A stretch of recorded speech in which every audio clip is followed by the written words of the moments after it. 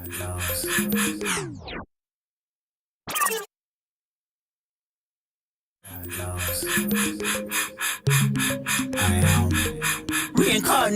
I'm a stargazer. Life goes on, honey, to all my babies.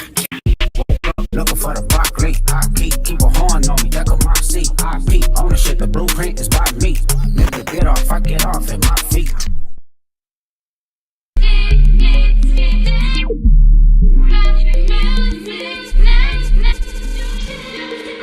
Like these nigga couldn't try me in a tri-state. Money pass, but I give him splash. Down south, know me spook town, eyes violated. I got the money and the power, won't gyrate. I look good, get the fuck out my face. Look good, but she don't got no ties. I walk in, walk out with the size.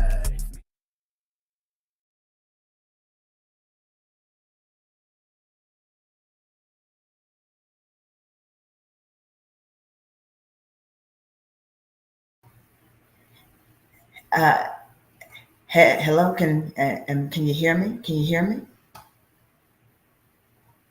I only got one person in here. Three people in here. Just give me a thumbs up if you can hear me. Somebody, anybody.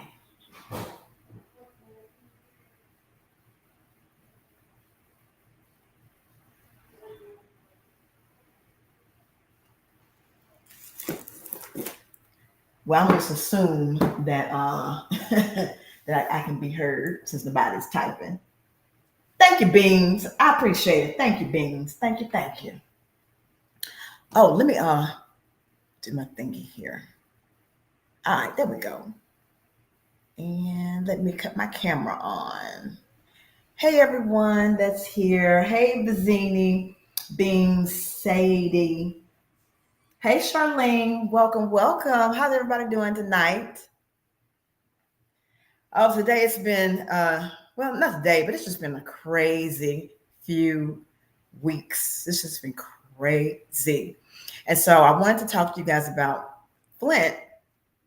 And so every time that we have a meeting, it goes to the left. And they've been having issues with passing a budget. The main issue with what's going on with Flint is the mayor has proposed a budget that is $4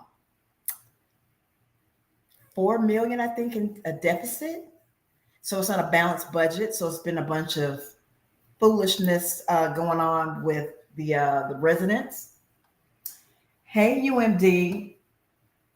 Great.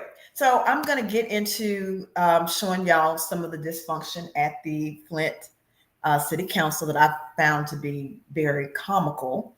And I thought that would be an appropriate Saturday night stream. And look, I had did a whole part of, I did a video that I was going to post. And I think it was for like an hour, but this restream only would hold 30 minutes. So yeah, that didn't pan out like I thought it would. But anywho's, let's just get into this foolishness here. Oh, and if anybody wants to come up, you're more than welcome to. Let me put out my link. If anybody wants to come up and we can laugh at this mess together, if you like.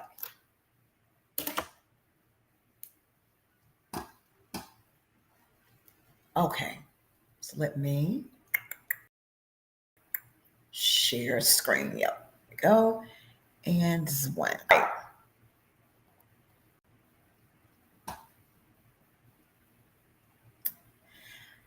All right, so in this clip here, it's going to show, so the players, the last time I talked about Flint, Eric Mays was still alive, right? So Mays got suspended for 90 days, and then he was supposed to come back, and then he passed away within a few weeks before he returns back on council. And so then the person that he always used to get into it with was Quincy Murphy. He died a few months later, so that left the third ward seat vacated. So third ward seat is vacant now. They brought one of the mayor's flunkies in to take over May's seat. So right now there's 9 people on the council, but since Murphy's seat is gone, we now have 8 on the council, and so it is a perfect. Well, I wouldn't say perfect, but it's dysfunctional because you need 5 members in order to pass anything. So now we have a 4-4 split, and nothing gets done. Anyway, but no further ado, let's just continue and go ahead. We can't do anything until we get someone in this third seat. It takes 5 votes for the council to take action. I appreciate it though, sis. We can't vote on anything. Now, this individual here with this muskrat wig and these show glasses, this is Dr. and I use that term very loosely. This is Liddell Lewis, the interim president of the council. And what I mean by interim president is each council officer can only serve a 1-year term. But since we have a 4-4 split, we can't elect officers because it's always going to be evenly split 4-4 and nothing is going to get accomplished. So until they get that third ward seat filled and we have the 5th vote, we're going to continue to have Liddell and Candace, that's the 7th ward council person. Those are the leadership. So this is the president, Liddell Lewis, and Liddell is one of the nastiest individuals I have ever seen. She is a hypocrite, a liar. She's a bully, and she loves, her and Candace love to weaponize the residents, the police against the residents, and there has been full-on riots in the chambers. But anyway, this is Liddell and this muskrat wig of hers. We can't move forward because they went to their offices and didn't come back. Girl, the clerk. Beans, yes, Quincy died. He died back in September. So yeah, Quincy's gone. I mean, and he had lost so much weight, and you could tell he was in a lot of pain. And let me tell you something about Quincy. Quincy came up here, up to the council, damn near dying, talking about I'm the 5th vote. And he was the vote, like they was locked and loaded to get Mays suspended, locked and loaded. And right before Quincy died, people were talking about how he was sick, and they were talking about it on social media, and they were saying that he's sick. Please, let's all reach out and pray for Quincy.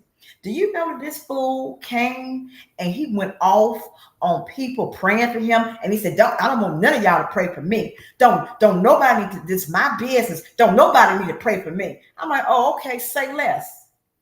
And then the next thing you know, he passed. Nasty attitude. Went and asked them to come back, and they said that they will not be returning to this meeting. So they went outside, I guess, to protest with Jedediah Brown. I have no clue, but what I do know is that we are here, and just so you can see for yourself, Councilman L. Alamein is here. So this is what Liddell does. She's gaslighting right now. So she's on her social media, which she's not supposed to be doing, but she's on her social media, and so she's gaslighting. So what she's trying to do is say, me and my friends, we're here, and we're here to do the work. That's what she always says. I'm here to do the work. And I'm trying to do the work. And LaTanya Burns, Jared Winfrey Carter, Dennis Pfeiffer, and Jonathan Jarrett, they're leaving because I talked to them crazy, and they're not going to put up with it. And so if you want to get anything accomplished, you need to act like you got some sense. And so now you're on social media talking about, oh, well, they're not here, and I wonder why they're not here. Let's talk about why they're not here. And because we're here to do the work, and they're out here, they want to have Jedediah Brown come and do this and do this and do this and, blah, blah, blah. Councilwoman Priestley is here. Councilwoman Mashat, she's right here, waiting to chair the meeting. Hey, We're here C-Dot. ready for work to show the community that Flint is open for business. But unfortunately, our colleagues in the If anybody wants to come up, I posted my link. 9th Ward, the 8th Ward, and the 5th Ward, and the 6th Ward have a different perspective. You better relax, because you ain't safe. Fuck you think you're talking to, Eva. Do something. What's up? Now, this person that's cursing and carrying on, that's the vice president of the council, Candace Mushat, aka Jigsaw, or Clandis, one of the two. What's up? What's up? I better stop. I ain't think so. Point of order. Shut up. Oh. Yeah. Hey, Daniel. Oh, no, I won't leave. I'm going to sit right next to you as you continue to try to intimidate women. That's fine. Okay. I'm sorry to keep interrupting, but I need y'all to have some context if y'all don't watch the council. So this is Liddell here. This right here is the 9th Ward seat. Okay. Eva Worthing was the white chick that was there, and nobody liked her. She was very, she's one of the Karens. Like all of these women, Liddell, Candace, Judy Priestley, and Eva when she was here, those are our council Karens. So here's Jigsaw, aka Candace Mushat here. She's in the 7th Ward. Dennis Pfeiffer, the white guy, he's in the 8th Ward. And this seat here is vacant. Liddell done brought her fat ass, because she's in seat 2 on the other side of the room. She done brought her fat ass over here to antagonize Pfeiffer. So Liddell and Candace are both going at Pfeiffer. So just watch. You want to keep it down? Point of What's order. your I'm definitely okay with it. Point of I will. order. Point Right. of order. What's your? Excuse me. I'm saying point. What's your point? Look at them. They're attacking him. And this is LaTanya Burns. This is one of the people that they, Mashat and Liddell don't like. They don't like Burns. They don't like J. Winfrey Carter, JWC. They don't like him. So at this time, the council was 5-3 because Quincy was still alive at this point. So this was a 5-3 council. So they're used to having unlimited power to do whatever the hell they want to do, and they're rubber stamps for the administration. They are attacking him. They are attacking him. No, I did not. Oh, yes, and the water still ain't fixed. And they have not donated, they have not put in $1. $1 of the ARPA funds, that's the money that was allocated from the federal government during the pandemic. So they had X amount of millions of dollars to spend. They have spent it on everything but the residents. See that? They're attacking him. Order. You don't see any of this shit that they're They doing to me are right attacking now. him. You don't see that. I don't see it. How They corrupt. are attacking him. Both of them are attacking him. 5-minute recess. Make sure y'all smashing that like button. Oh. Bullshit. Look at that bullshit. You see this? She bucking her head. She is being very confrontational and attacking Pfeiffer.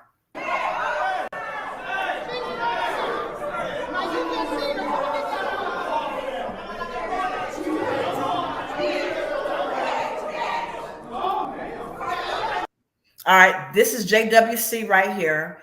This is Judy Priestley or Judas Priestley or Long Titty Committee Judy. Long Titty Judy. Because, I mean, she got her boobs like come all the way down here.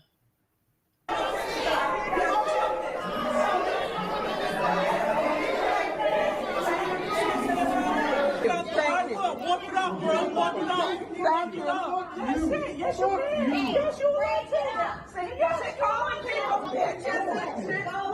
You ain't do that. You don't intimidate me. And what the hell is she wearing? What the hell is she wearing? Now, she claimed she got a PhD. Tell me, is this PhD behavior? Yeah, this is not fair. This is Jigsaw. I mean, I know it's hard for y'all to see her, but if you look at her, face, I'm gonna see if I got some pictures of her face. But she looks like Jigsaw, like the little puppet, Billy the puppet. No intimidation here. A colleague, it's not that I don't respond to you because I care about you being loud, because that's about all you are. You're never on point. You never have a point. You can never think of your own point. I don't respond to you because it would be bullying. I do not dare speak to people when I know they cannot compare in a conversation. Stop addressing me. The only reason you're packing up and leaving and saying you shouldn't come, you even asked Councilman Pfeiffer, what do you think? You have to ask him what he thinks because you can't think for yourself. And the one person that thought for you, God rest his soul, is gone. The one person you're sharing a brain with sitting next to you, now she's gone. And now you have to figure out. And now, that's okay. I am the appointed vice president of the Flint City Council, someone who stepped up in leadership because you were not bold enough to take the stance, because you needed somebody else to tell you whether or not you could take the position when you were offered a leadership position. So you are welcome that I constantly show you how to think for yourself. I show you how to be a lady. I show you how to be an adult. I show you how to be a leader. You are welcome. So this money is only going to help your ward? Well, let me tell you where the violence is coming from. Let's see. Great point. But let's look at the stats of the people that's been dying in these streets. Yeah. Now, you see, this is where Liddell is supposed to sit. This is her seat. And remember, she was over here to antagonize him, the white guy. And the reason why that she antagonizes or tried to antagonize Pfeiffer was, I don't know if y'all remember, but back before Mays died, Liddell assumed the role as the council president. And she's very negative. She's very dismissive. She's an ass, a fat, bad body, butch, bitch ass. She's an ass. And so the way that she was chairing the meeting, she brings a negative energy into the chambers, and everybody feeds off of her negativity. If she's not there, the council meetings go so much smoother, but she brings that negative, nasty, stank ass energy in there. And it just takes over the whole room. She's a freaking demon. And it takes over the entire room. And the demon just goes from person to person on this dais and in the residents. And the residents feed off of her negativity and the fact that she does not respect anybody. And so because she was chairing the meeting very unfairly, because she's a big hypocrite, Pfeiffer put on the floor a motion to remove her as chairing a particular meeting. And so he used the phrase, he meant to say the elephant in the room, but he said the monkey in the room, and he misspoke. There was it wasn't a racist thing. But then she decided to be a complete Karen, and then she did a she did a press conference with the concerned pastors, and she was crying, talking about racism, and she didn't do anything to deserve being called a monkey. He didn't call her a monkey. He misspoke. He was saying the elephant in the room. And I can't remember like where the monkey part came from.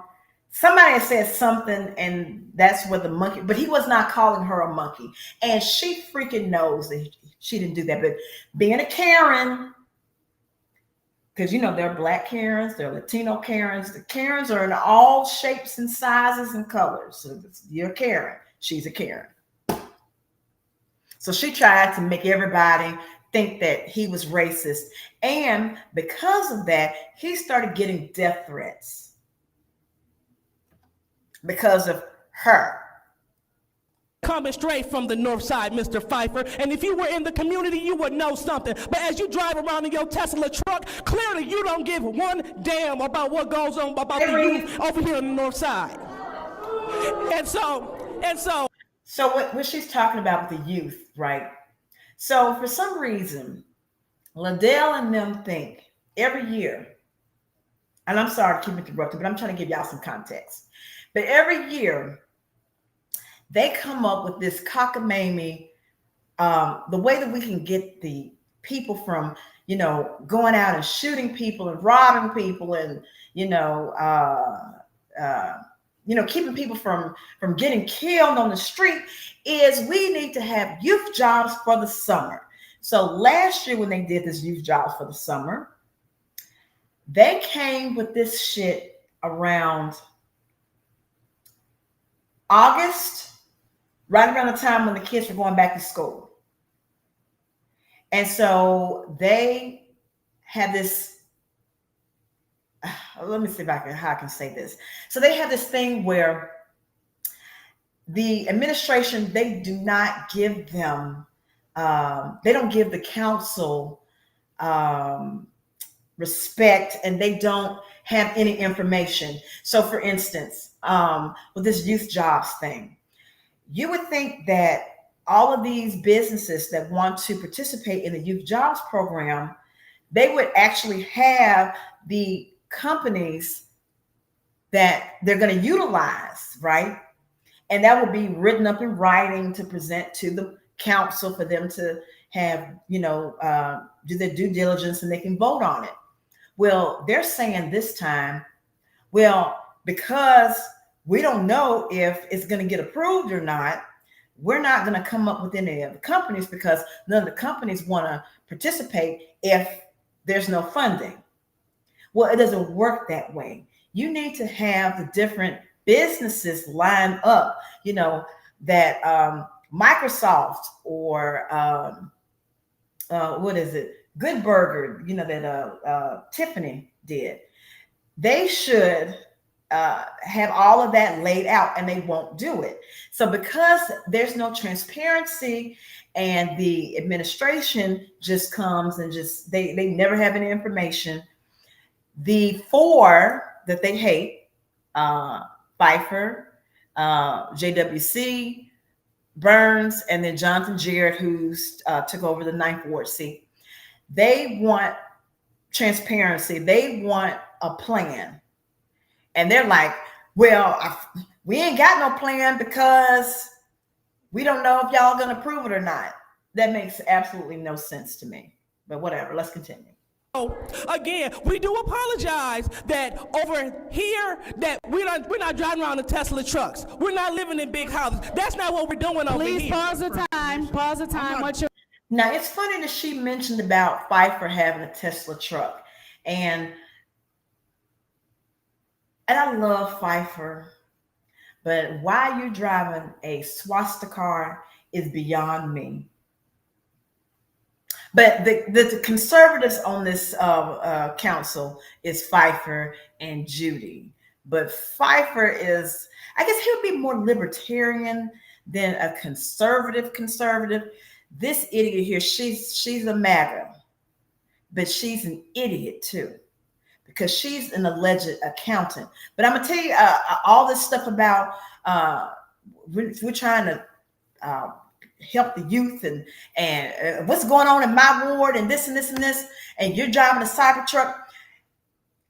This bitch here, she got $300,000 out of the ARPA funds because she has a fake 501c3. And she was listed as the president of the 501c3. When that was a problem, she then took her name off as the president of her 501c3, but she still got her $300,000. Leon Elamine, that's the one that replaced Mays. He got I can't remember, maybe it was $100,000. She got a new kitchen. The conservative, she got a brand new kitchen. Candace, she got money as well. I can't remember how much. I think she got like $30,000 of ARPA money. So the money that is supposed to be for helping the residents with the furnaces and blight and all of that stuff, they've been taking the money. They've been taking it. Yet it does sound like the super mayor. Yes. We're also not driving around in brand new Cadillacs either. What's your point? Oh, yes, she got a brand new Cadillac, Liddell. And when Quincy was alive, he got a $11,000 lawnmower for, what was it? Ashley Capital's, what is it? It's a company there, and they do, what's Ashley Capital do? Basically, they buy up lands and stuff like that. So Ashley Capital gave him an $11,000 lawnmower. Mind you, they had to vote on something to give Ashley Capital money. So they basically bribed them. She got money from Ashley Capital. Quincy got money from Ashley Capital. When Eva was there, she's a school teacher, but somehow she got gastric bypass surgery, which it failed because she's, fat, super fat. What's your point? At no point. I will tell you, it's not his time. It's not his time. It's not his time. It's not his time. Okay, so this is what we're going to do. This is what we're going to do, because this is what we're going to do. This is what we're going to do. Oh, he just said, fuck me. Did you hear that? Everybody pause. Mr. Pfeiffer. Now, mind you, Liddell is over here talking about Pfeiffer told her to go fuck yourself. Fuck him. Fuck you. Right? This bitch here cursed out two pastors.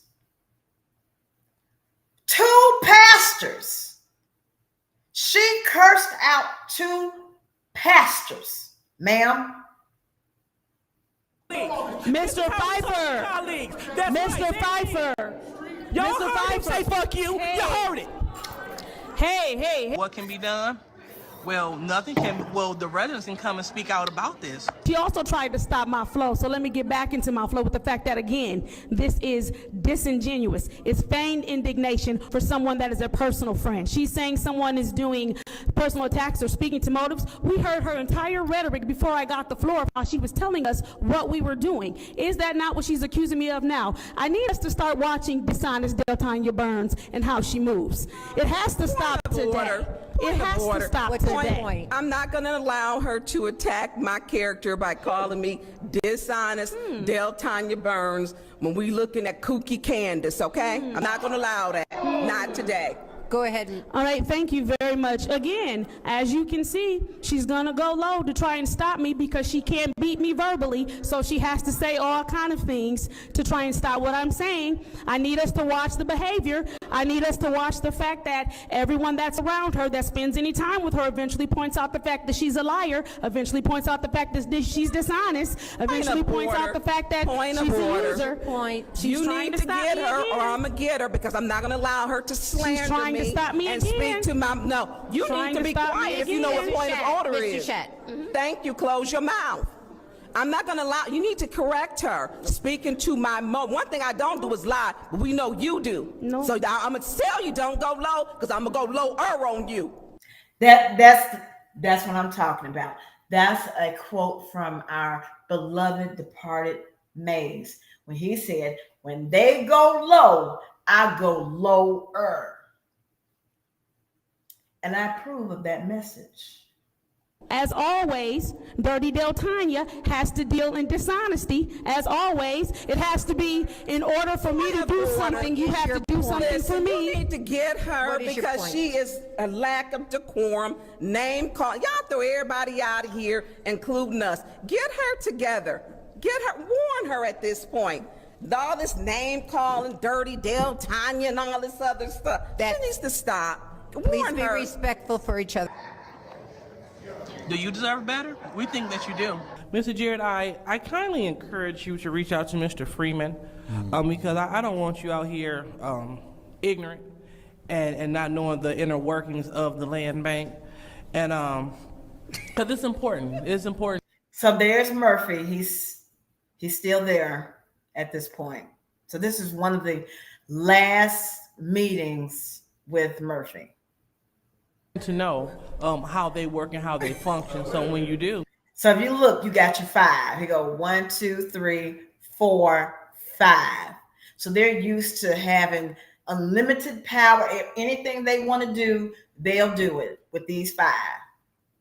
I mean, I don't see what's funny because request for information. Go ahead. The water. Request for information. Yeah. Madam Chair, did you just state you don't want him out here ignorant? I did. Okay, thank you. Not a problem.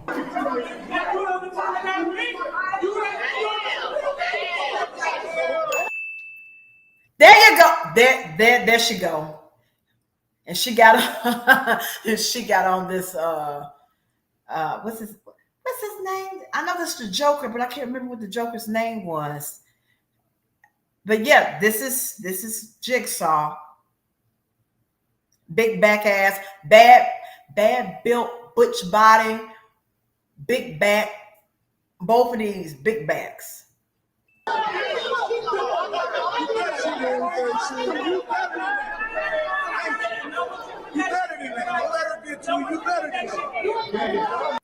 Now, I want you to see this right here. She is going at it with some men in the chamber. So she's actually like bucking up to the men. Like 2 or 3 men she did that to. Please, I want to encourage you. Reach out to these council people. Tell them that we deserve better, we deserve more.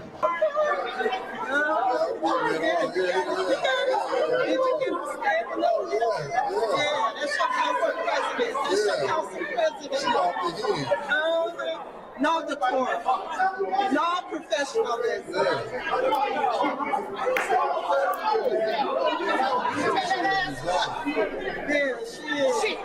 Hey, Tony. Welcome. Make sure I smash that like button.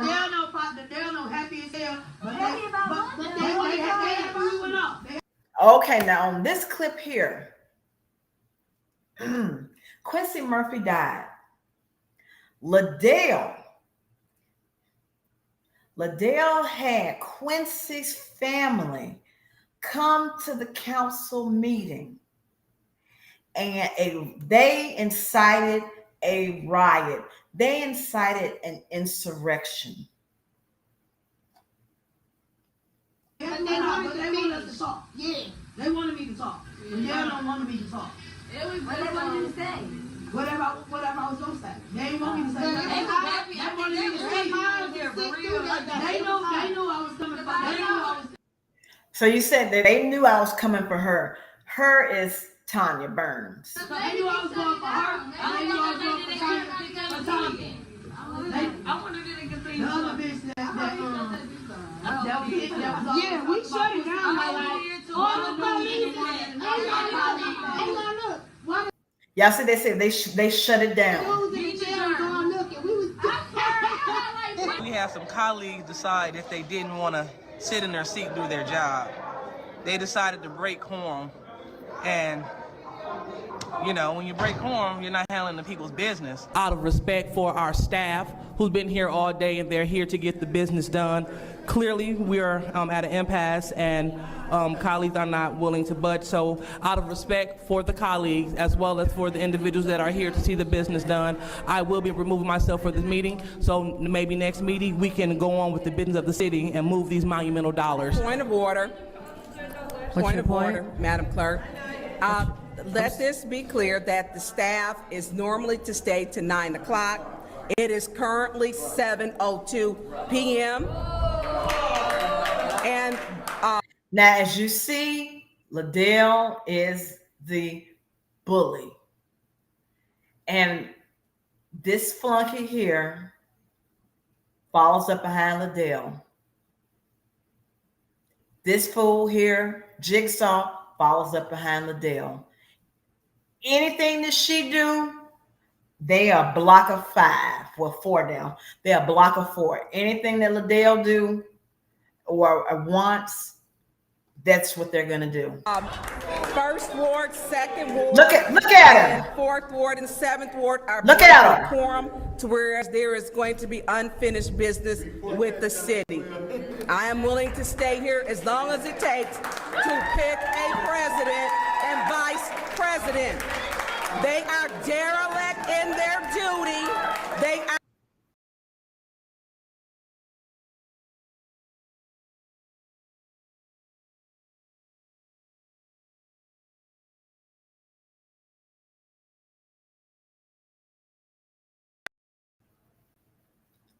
And he is the complete antithesis of Mays.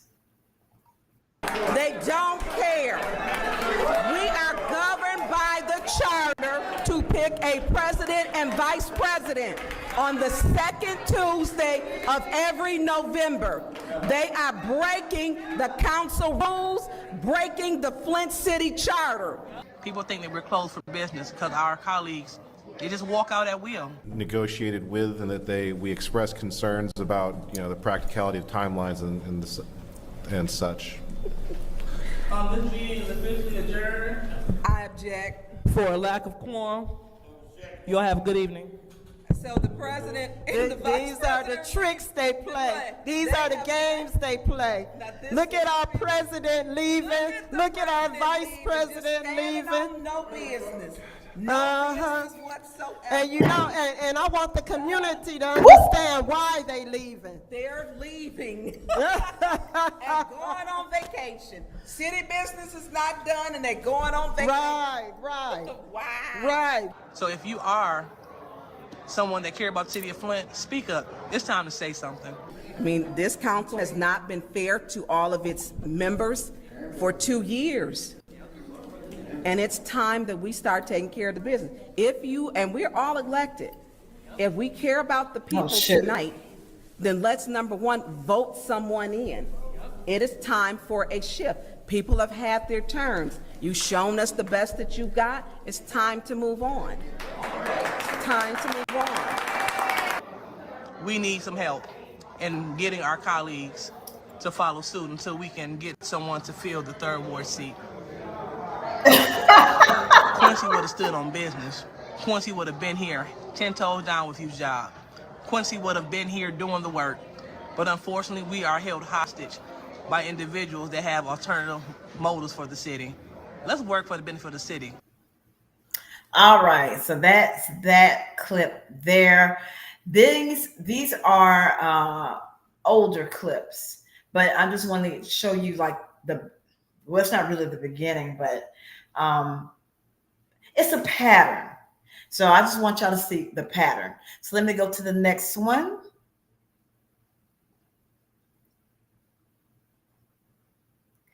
Okay, then let's do disrespectful. All right. Now this occurred about a month ago. So from about a month ago is when it just got like super crazy, super ghetto, fabulous. These are some bonquishas. Liddell is a bonquisha. what's her name? Mouchette. She's a bonquisha. And I call ghetto people bonquishas. So, you see somebody in Walmart wearing some raggedy freaking outfit, and they hollering and screaming and talking stupid. Bonquisha. Takes all the guesswork out of it when your conversation when we had with Councilman Pfeiffer and through our other colleagues. So this will give the temporary needed relief for the water stabilization fund. Is that correct? That's correct. And Okay, so let me pause you, Councilwoman Burns. This is my time. I understand, but we have a budget meeting at 5 o'clock. Madam, Ms. Burns, please. No. So what we have to do, thank you for allowing me to do my job. The chair will entertain a motion to recess this meeting immediately after the budget meeting, or to postpone the budget hearing to after this meeting or after this resolution. So again, the chair will entertain. Don't shake your head. Madam Chair. Go ahead, Ms. Priestley. I make a motion to go into recess until 9. I believe the budget hearing ends at 9. Correct. Till 9 o'clock. No. All right, so there's a motion on the floor to go into recess until 9 o'clock. Any support? Okay, no support. The chair will entertain another motion. Madam Chair. Go ahead, Ms. Michelle. I'd like to make a motion that we go into recess after we finish this discussion item to go into our budget hearing. All right, so a motion has been made to go into the budget hearing after this budget item, supported by the councilman in the first ward. Roll call, Madam Clerk. Ms. Winfrey Carter? No. Ms. Burns? No. Ms. Mashat? Yes. Mr. Pfeiffer? No. Mr. Jarrett is absent. I want to take care of the business. Mr. Alamin? Yes. Dr. Lewis? Yes. Ms. Priestley? Yes. The vote is 4 yes, 3 no.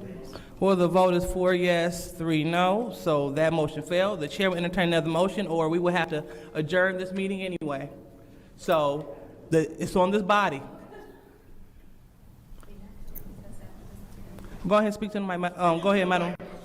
Hold on, Mr. Mitchell, let's not do that. We can keep this going. Proceed. No, we can't. We have a public hearing that's been published. We can keep this meeting going. No, we cannot. Yes, we can.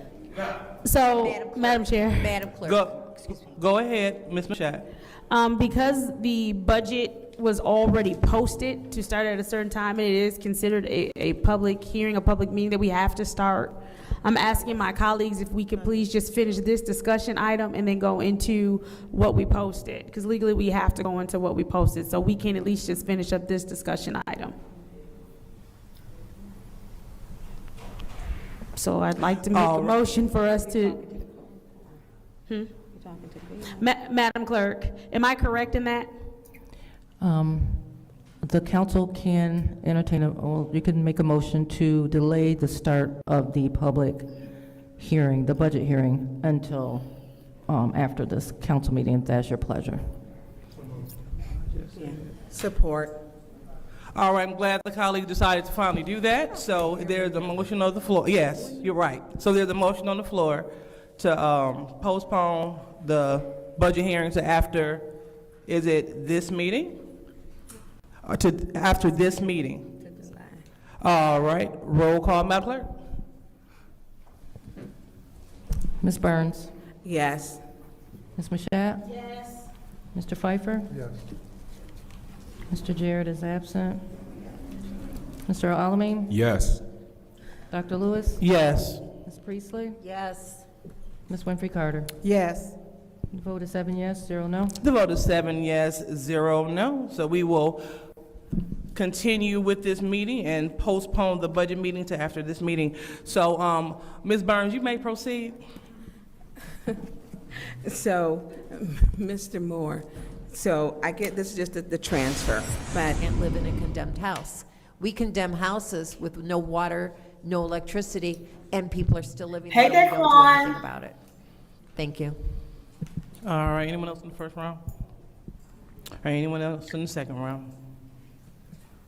All right, seeing that there's no one. Hey, Quan, if you want to come up and talk about the council, my link is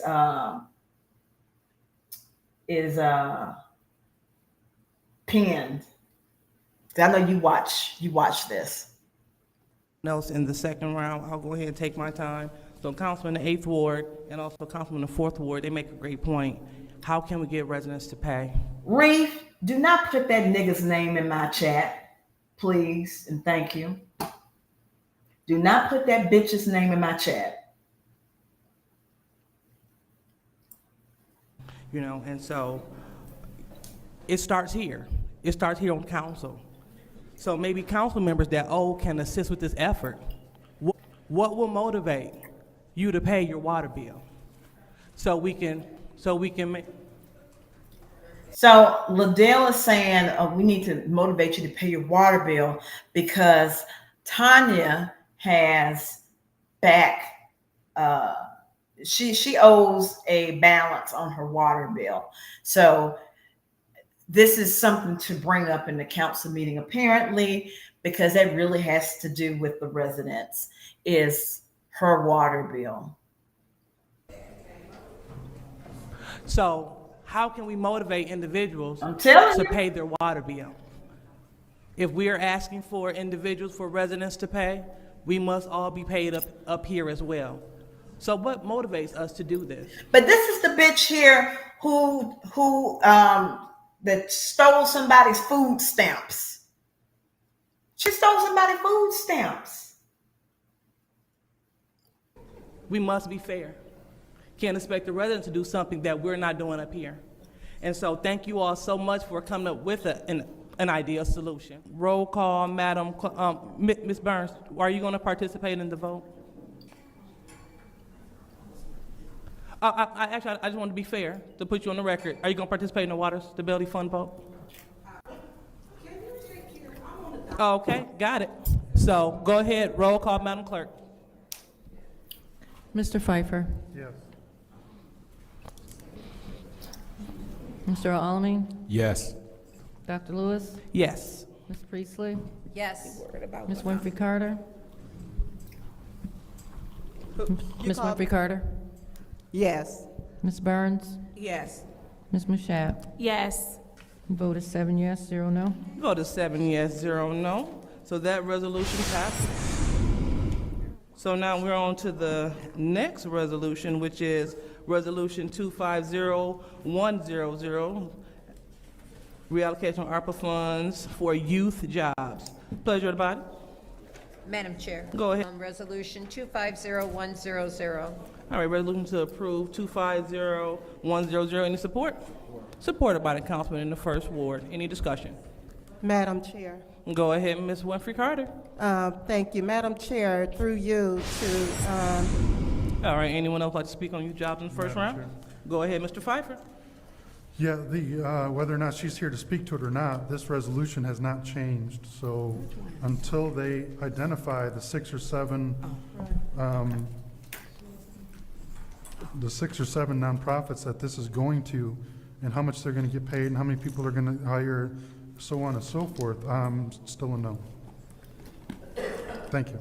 See, we don't know we don't have the entities that are going to be participating in the youth jobs.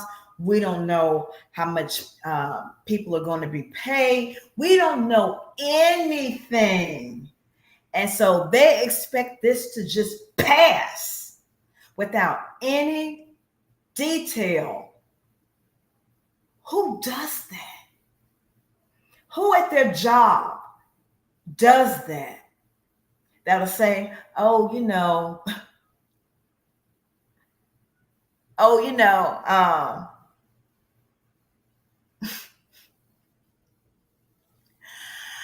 oh, I meant to do this, but yeah.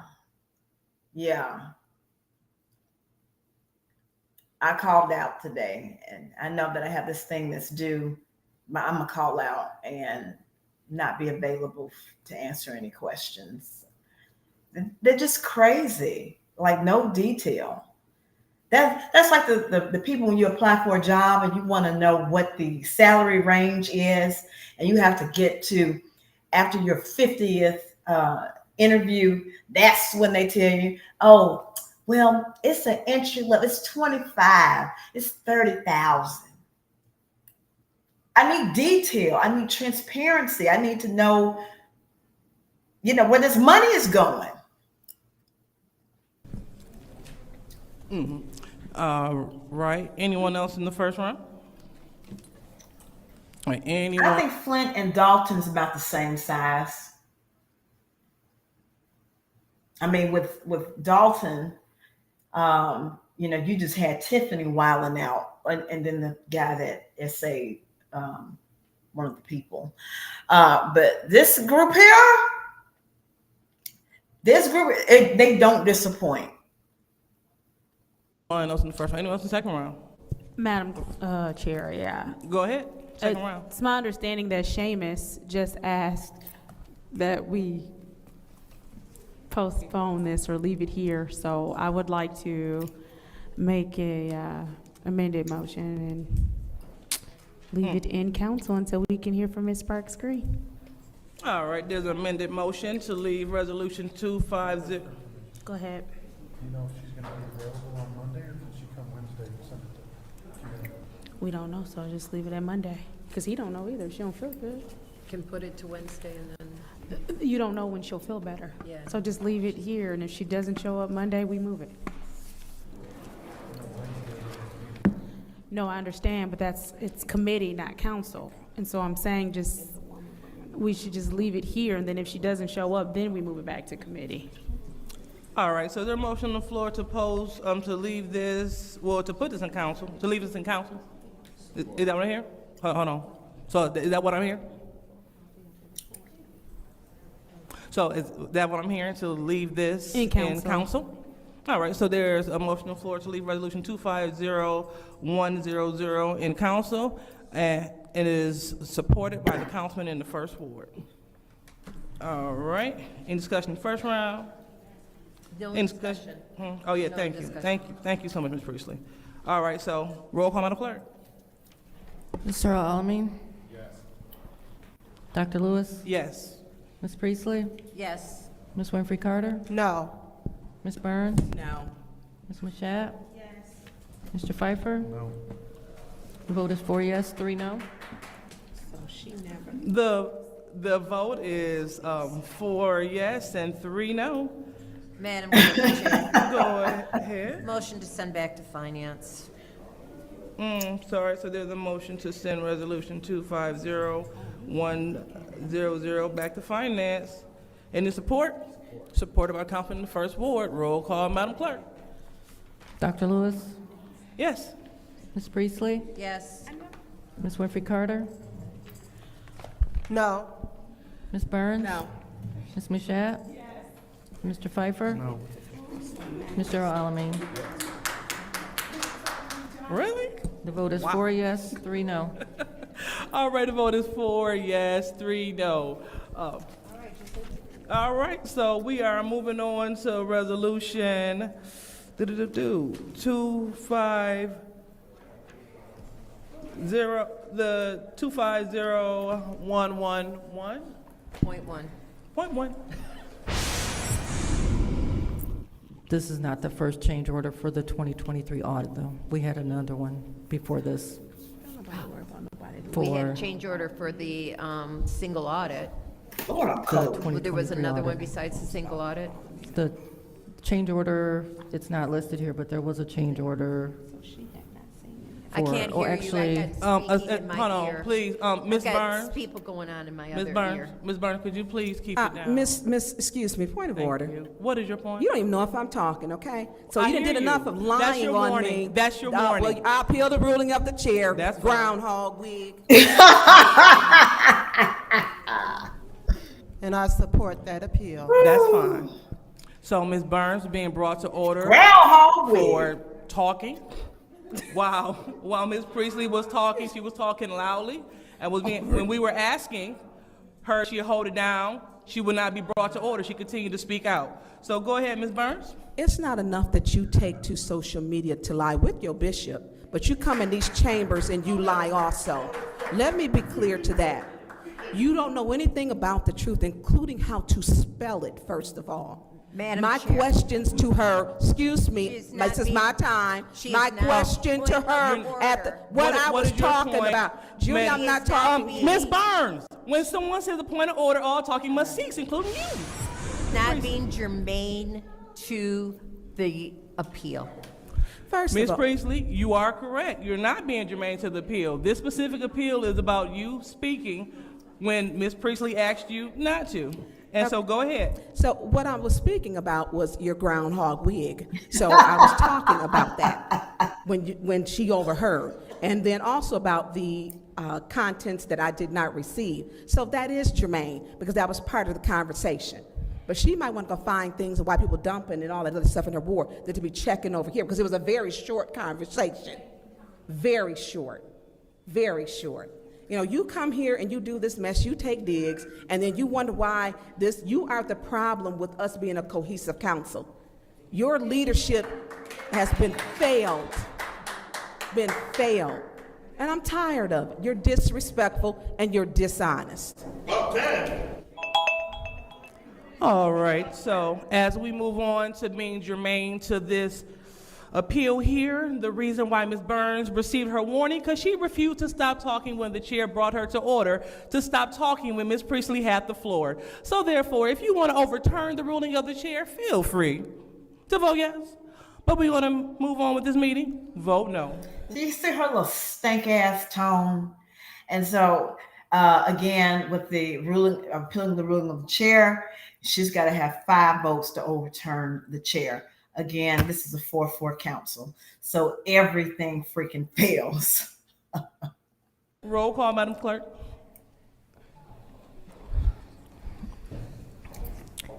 I'm sorry, for the record, I didn't get who seconded that appeal. Jerry Winfrey Carter. Yes, the white lady is ghetto too. Yes, she's ghetto too. What? Oh, thank you. Oh, thank you. You heard me say I was cold.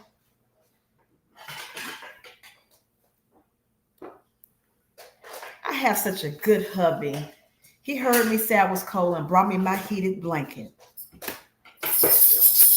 Oh, here's Munchkin. Come here, Munchkin. I know the people want to see you. Let me see. Where am I at here?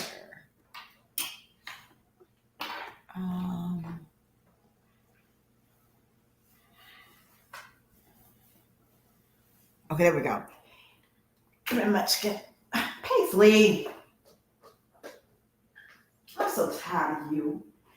You're such a drama king. Get off your back. Oh my goodness.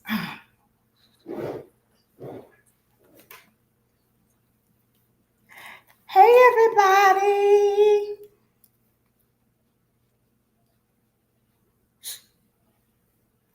How's everybody doing?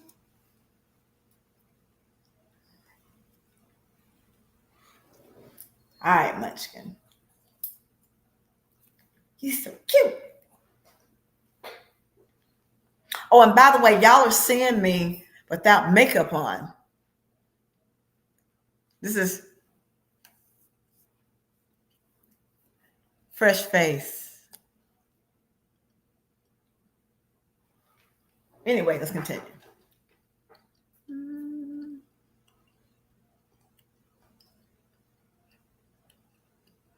And again, so just y'all know that I have to interrupt, so I avoid a copyright. So I just want y'all to know, but that's one of the reasons why I have to continuously interject, so I can avoid a copyright. Okay, for the roll call, Ms. Priestley? No. Ms. Winfrey Carter? Yes. Ms. Burns? Yes. Ms. Mashat? No. Mr. Pfeiffer? Yes. Mr. Alamin? No. Dr. Lewis? No. The vote is 3 yes, 4 no. The vote is 3 yes, 4 no, so that warning stands. Councilwoman Burns has been warned for being disorderly. So let's move on to, is it still on you, Ms. Priestley? I was still in my point of order, or my point of information, I believe. Go ahead. Because I was just trying to clarify about the other, another change order. Oh, thank you, Reeve. For fiscal year '23. I knew we had done. Point of order. Okay, thanks, Daquan. What is your point? I have the floor. She's using a point of information to get the floor. I'm just trying to get clarity. All right, so Ms. Priestley, so if he had the floor and. I'll wait until my own time. Okay, thank you. Ahead. Go ahead, Mr. Pfeiffer. So, Madam Clerk, do you have the breakdown in front of you of how much the original contract and how much we paid in change orders? All right, so that's that one. So now we're going to get to Candace throwing everybody out of the council meeting.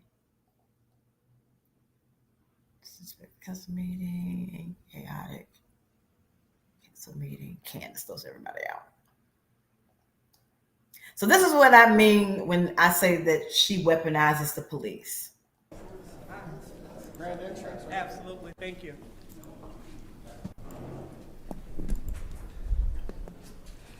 All right, now that we have 5 members, I ask that everyone would please get out of the aisleways. Thank you. Let's also make sure that we are not blocking anyone that's behind us if we're standing. Oh, by the way, the reason why you can't see these idiots is because people were videoing them and watching their facial expressions and how disrespectful they are, how they don't look up and acknowledge the residents, them rolling their eyes and making snide comments. They didn't want that to be seen. So they came up with a new council rule. They make up rules as they go. And they said that there has to be for the media and recording, it has to be at the very rear of the chamber, and especially if you have a tripod, anything with a tripod or something that will, that you can mount to record, that's a no-no. That will get you kicked out of the chamber. You have to be all the way in the back, so that's why you can't see anybody. But we already know what these monkeys look like. And I'm calling all of them monkeys, including Judy. Anybody can get it.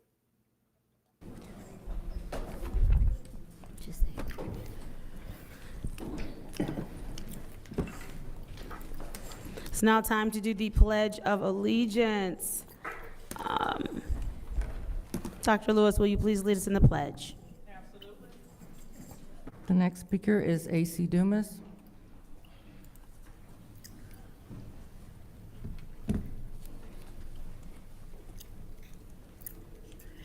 A.C. Dumas is one of the candidates for the 3rd Ward seat.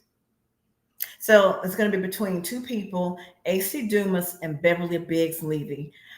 Both candidates, the administration hates. I think they hate Beverly Biggs Levy more than A.C. Dumas. But when we had the election in August, one of those two, BBL, that's Beverly Biggs Levy, BBL or A.C. Dumas. So that's going to change the makeup of the council, and it's going to be 5-4, where it's going to be one of them two, and JWC, Burns, Pfeiffer, and Jarrett. So it's going to be a totally different scenario. So every week, they're realizing that they're about to lose power. They have a good 2 months left, and so they are acting a fool.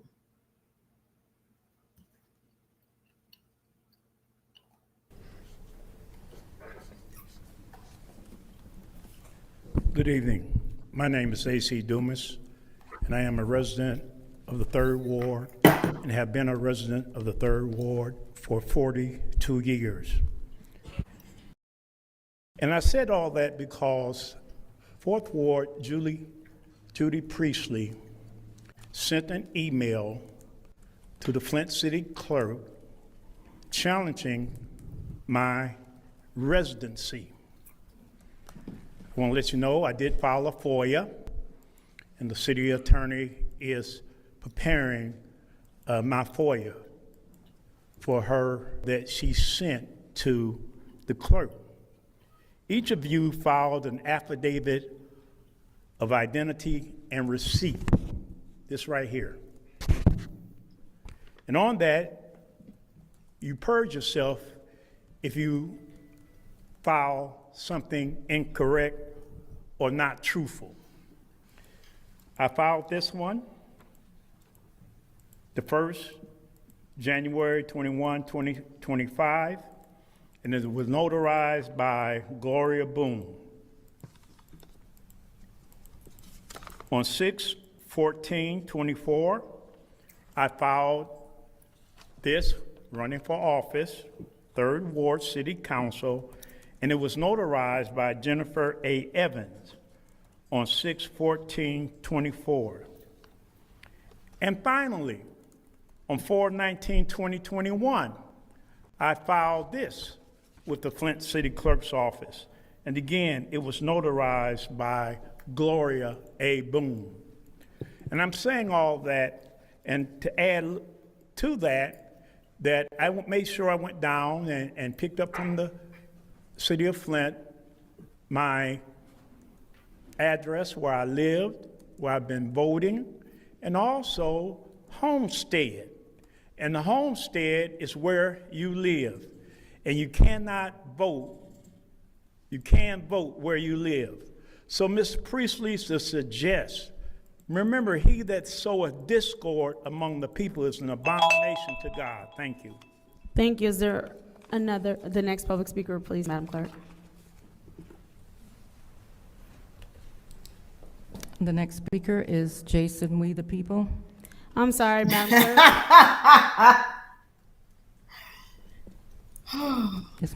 Yes, so We the People is not a last name. Our speaker slips have to be filled out with first and last names. The speaker will not be able to speak. That is a 100% First Amendment violation. We don't need to fill Please your cut the paperwork mic, Madam Clerk, anyway. because he does not have the floor. Public statement right here. Request for immediate budget. Point of Please step away from the lectern, sir, as you do not have the floor. I'm sorry, I'm trying to get it. I just need him to remove himself and stop talking. Madam Chair.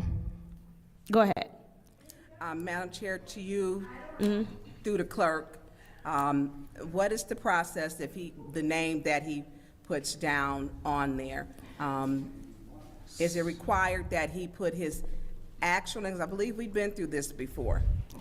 So according to the council rules, Rule 29.3, members of the public who wish to address city council or its committees must register before the meeting begins. It does not say anything about names or anything like that. It's just a form we have to fill out. We have differences of opinion as far as attorneys go, but the rule says that they must register. It does not say register with their formal name or anything like that. All right, thank you, Madam Clerk, because I know I have, that is what I was told also. Thank you. So, Madam Clerk, you and I had a meeting with the city attorney regarding this, correct? That is correct. And the city attorney stated that that is not a name, correct? And that it had to be their first and last name, correct? She said they should fill it out with their name. She did. Thank you. No. The city attorney was very clear in our meeting, Madam Clerk. Or I'm going to ask you to have a seat, and the next time that you fill out a speaker slip, to please put your correct name. That's fine. That's your first warning. That is your second warning. Officers, this man is removed from the meeting. You know what? Listen, point of order. What is your point? Through you two, we got 5 people here, and I mean, let the people speak and we can move on. I mean, I have a question regarding to the city clerk, because the attorney has also stated.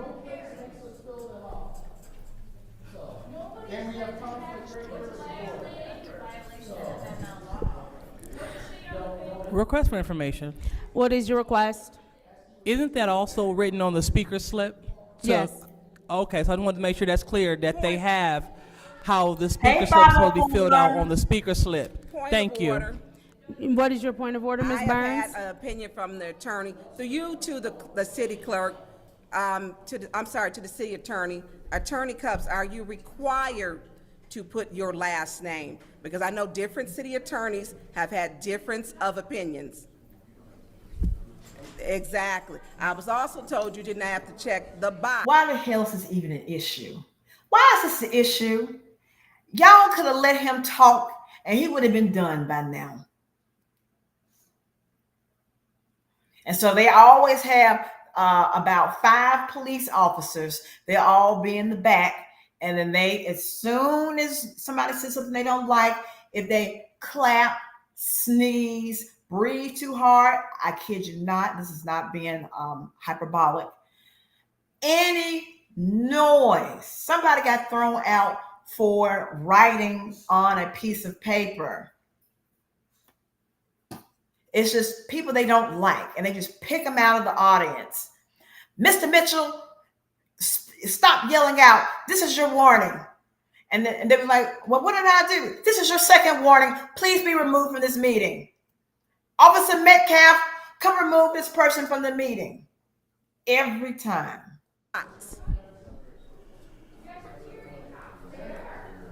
I was not privy to the discussion between certain council members and or the clerk and the city attorney.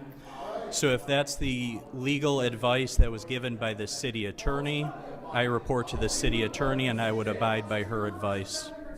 I didn't hear you. Sir, that is your first warning. I didn't hear you, attorney. Ma'am, that is your first warning. Okay. Awesome. That's your second warning. You are removed from this meeting. Okay, I will be leaving this. Right, man. God.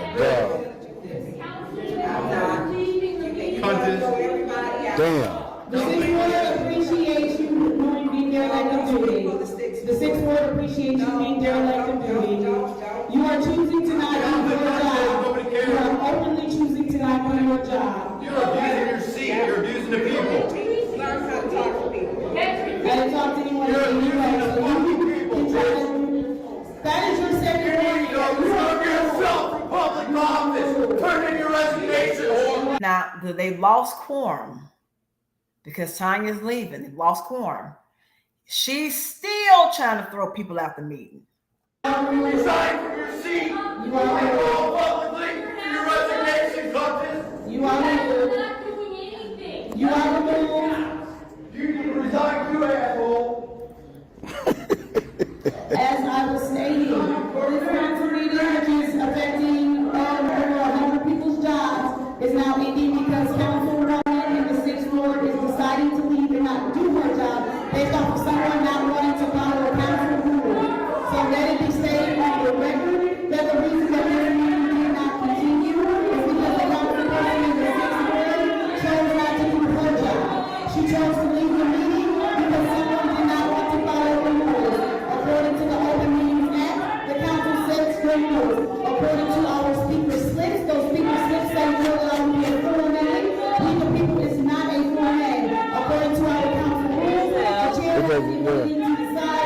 They can't tell you how to fill out a slip. Therefore, in accordance with my decision, that person was asked to have a seat. They refused to have a seat, so they were ejected from. That's your first warning. That's your second warning. Leave the chamber. It's not even a quorum, man. It's not even a quorum. Judy even gone. It's not even a quorum.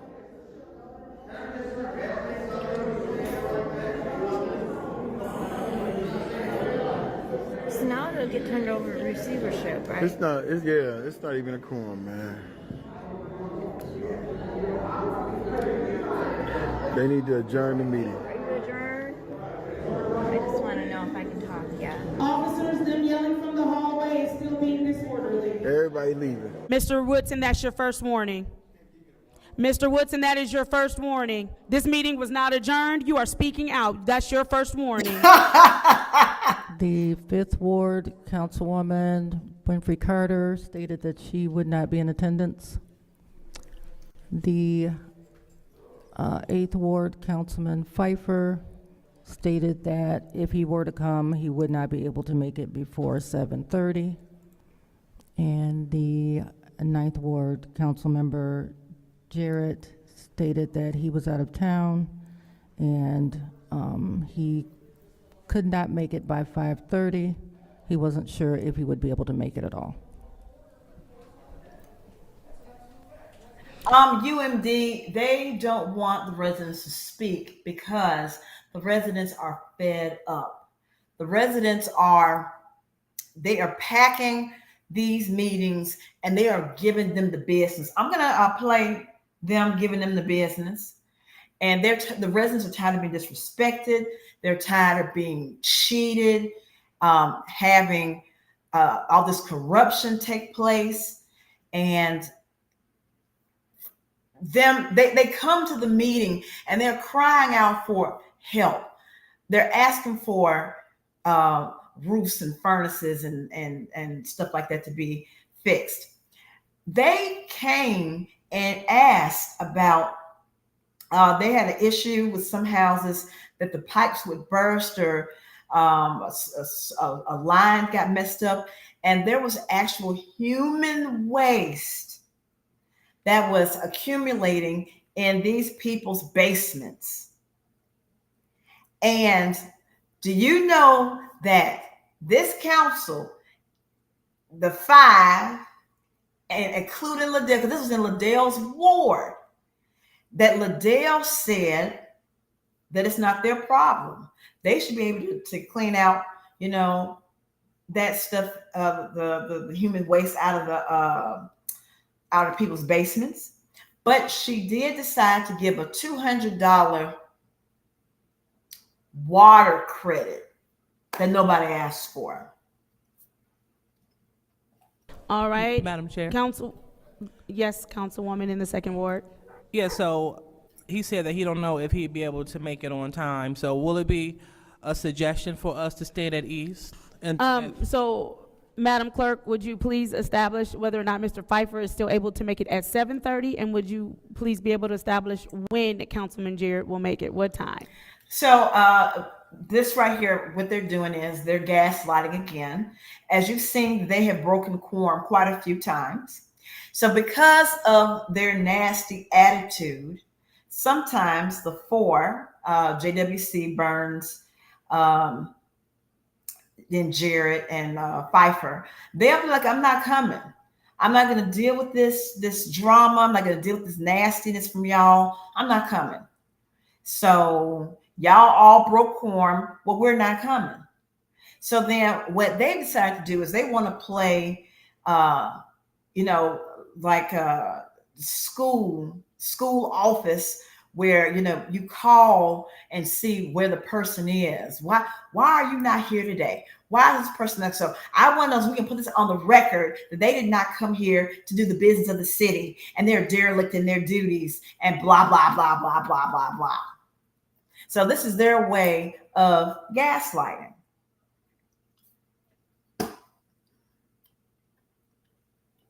Council will remain at ease. We are still in a meeting. Even though we are at ease, you are still under the disorderly person city code subsection. How the hell are you at ease and you don't have quorum? I'll be quiet. Yeah, you can talk.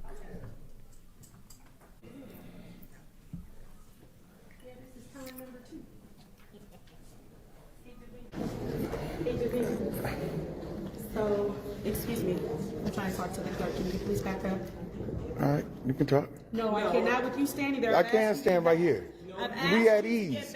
We are at ease. You are at ease. That's what you said. We are still. Yeah, you at ease. Yeah, you at ease. Don't worry about it. Yeah, I know. Don't worry about it. That is your second warning. You can't warn me and y'all at ease. No, you cannot. Officers. No, you cannot warn me.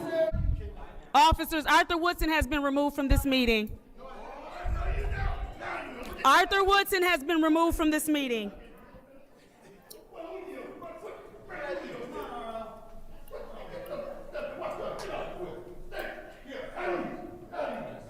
Not RL, Arthur.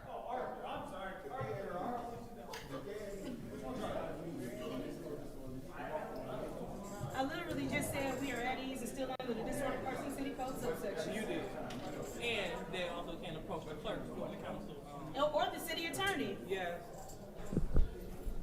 He needs to go. Okay, yeah, officer.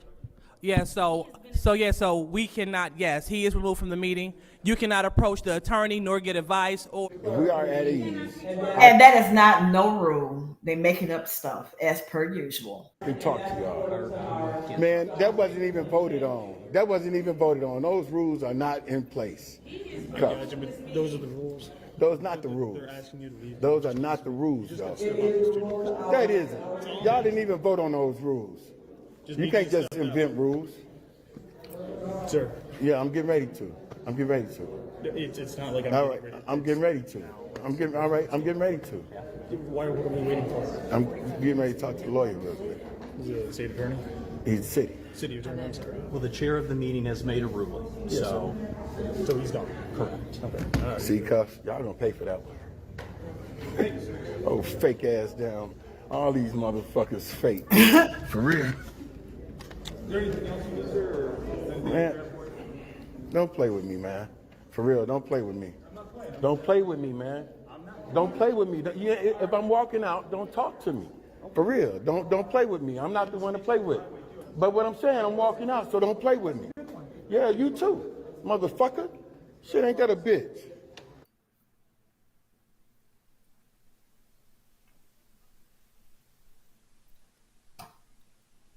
So they have something against Arthur Woodson. I think that's it on this video. Out. Oh. The time is now 6:29 p.m. on Friday, May 30th. City Clerk, you had an opportunity to reach out to our colleagues. Did you get a response? Yes, neither Mr. Jarrett nor Mr. Pfeiffer will be in attendance this evening. All right, thank you so much. The time is now 6:29 p.m. on Friday, May 30th. I hereby adjourn the special city council meeting due to lack of quorum. All right, now let's get to the residents reading them their rights and the riot.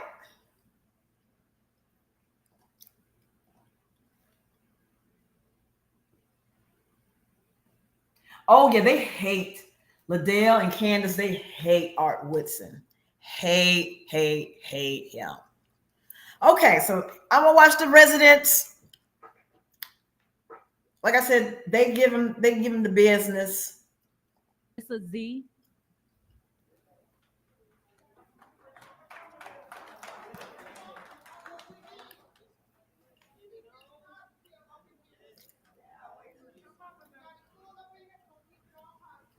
Hi, my name is Melissa Zaremski. I live in the First Ward. I want to say, Leon, you shouldn't even be in that seat.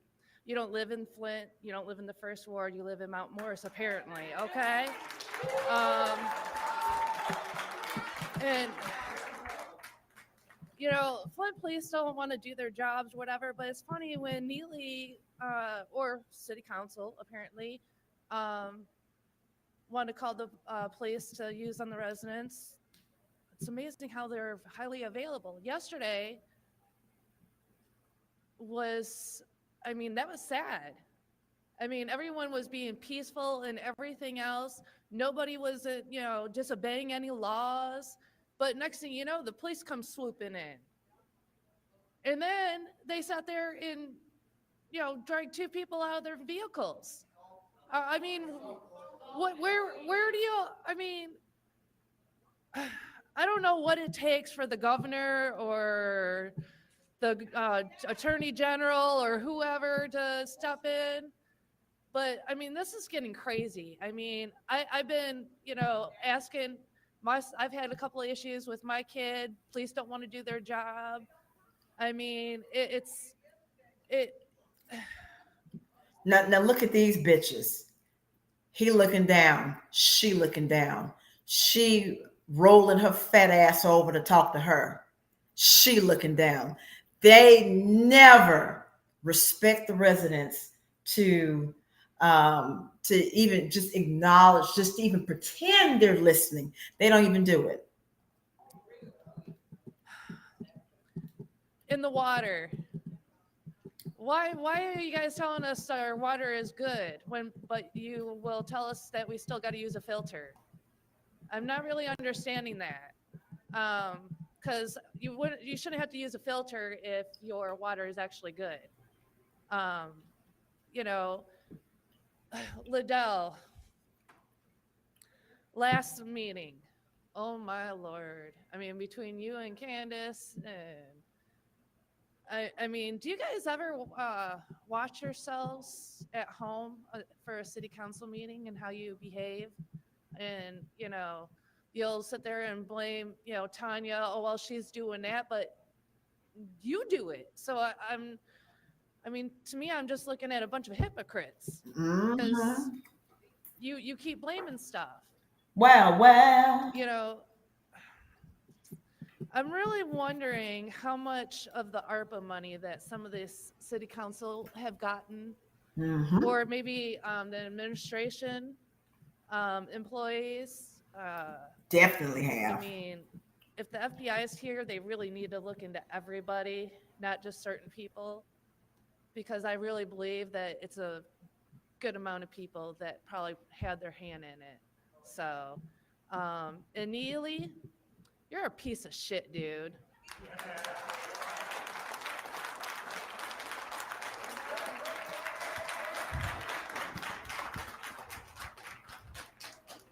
Neely is the mayor. And let me add that they don't allow profanity, but they're allowing them to the residents to use profanity in this meeting because the media is there. Because they had a protest, and the police, the mayor weaponized the police and had a bunch of them just roll up. You know, like the police love to, some of them love to instigate situations. They pulled an elderly man, happened to be Beverly Biggs Levy's husband, out of his car while the car was in drive. They just went and they grabbed him, they yanked him out of his car, and the car was still in drive. So this is what has prompted everybody to be at the meeting and the media to be there. Please, Jasmine.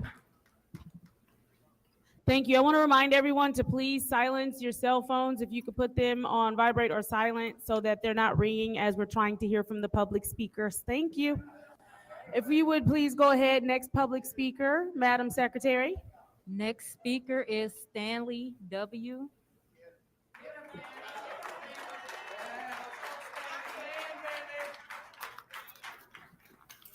My name is Stanley Wood. I'm a longtime watcher, but this is my first time in here. A little nervous, but anyway. To the council members and my fellow residents of Flint, today I speak not as just a citizen, but as a witness, like many of you, to the painful event that unfolded yesterday. What began as a peaceful protest, a rightful, powerful cry for justice and accountability, we were met with force, and not by strangers, by our own police, under direction of those sworn to serve us, the mayor and the chief of police. Let's be clear, using the police as a weapon against the very people they are meant to protect is not leadership, it's betrayal. The city has already endured more than its share of injustice. We know what it feels like to be ignored, to be poisoned, to be left behind. But yesterday we saw something we must never accept, the silence of our voices through violence and intimidation. To all those that were hurt, physically, emotionally, or spiritually, I see you and I hear you and I stand with you. This is not just about a protest going wrong. This is about a system that treats dissent as danger and people as a problem to be managed instead of voices being heard. It's about a city government that has forgotten that they work for us, not us against them. It is. But also know this, Flint is stronger than fear. We are louder than. I'll take my last 30 seconds speaking, keep building the future Flint deserves. This is not the end, this is just the beginning. I want to take my last 30 seconds and thank the council members that were actually looking up for the first few speakers. I really appreciate that. That's all I have. Thank you. Next public speaker, Madam Secretary. Valerie S.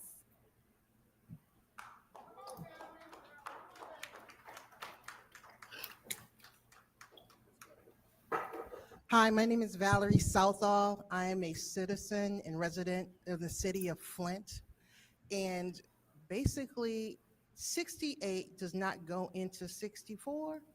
It doesn't. So 68 is the amount of what Neely wants to budget. That's what he's requesting. But the budget is for 64 million. So we're over $4 million. And we don't know why. And the CEO and the COO, the finance director, doesn't understand, doesn't know why any of this stuff is. He never has an answer. He never has any paperwork. They bring nothing. And any question you ask, I have to get with my staff. I'll get it to you tomorrow. And then the next meeting comes and they're asking the same exact question they asked the week before and the week before and the week before, and you still don't have an answer. And so if you need to break out every line item, do it. If they cannot explain to you why they need this money, and if we don't have a way of getting this money, don't vote for it. If you have to stop and not pass this budget, do it. We are sick and tired of watching the dysfunction of what's happening on this council. Somebody's last name, Candace, really? Really? The person only has to speak 3 minutes. You only have 3 minutes to speak, and then you can go right ahead with the business of the city. We are tired. $1.5 million for the mayor's office budget? I don't think so. I know at least $1 million that needs to be taken off that line item. That gets us closer to 64. Clio Road was not voted for by this council. Since it wasn't voted for, close that.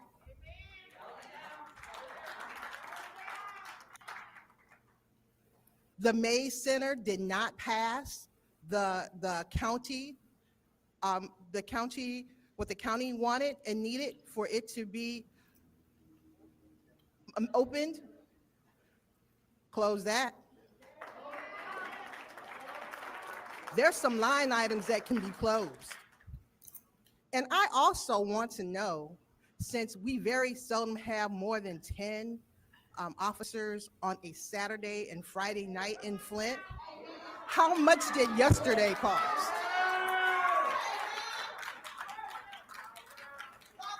If you're going to be up there, you're going to be held accountable.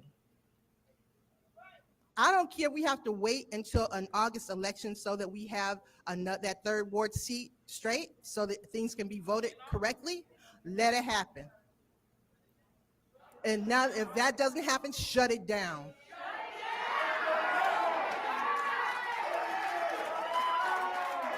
That's all I have to say. Thank you. Thank you. Next public speaker, Madam Secretary.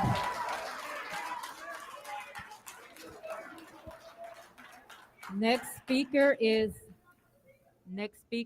Bethany H. Hey, Shawanda.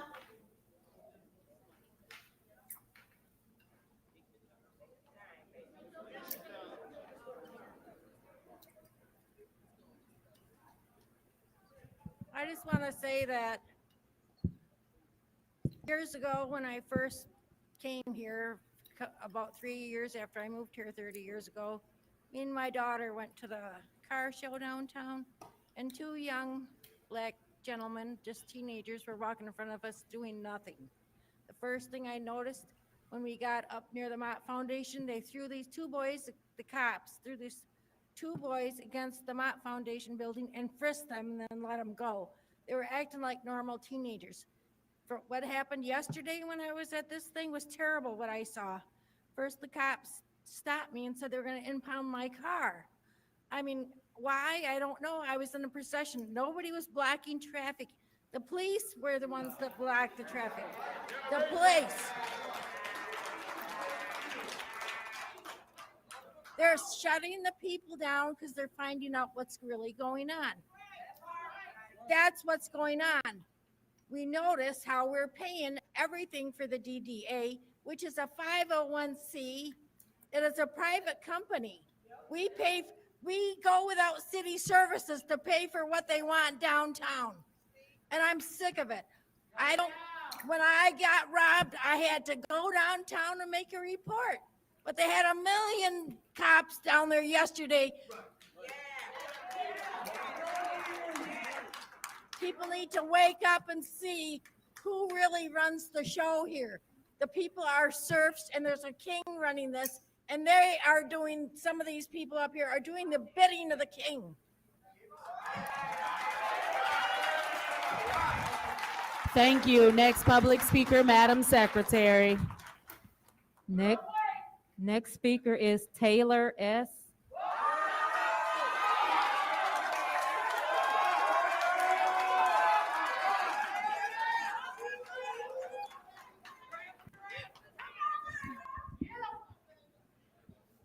Taylor Sampson, resident of the 8th Ward. Residents in Flint are being denied safe water, housing, and food distribution.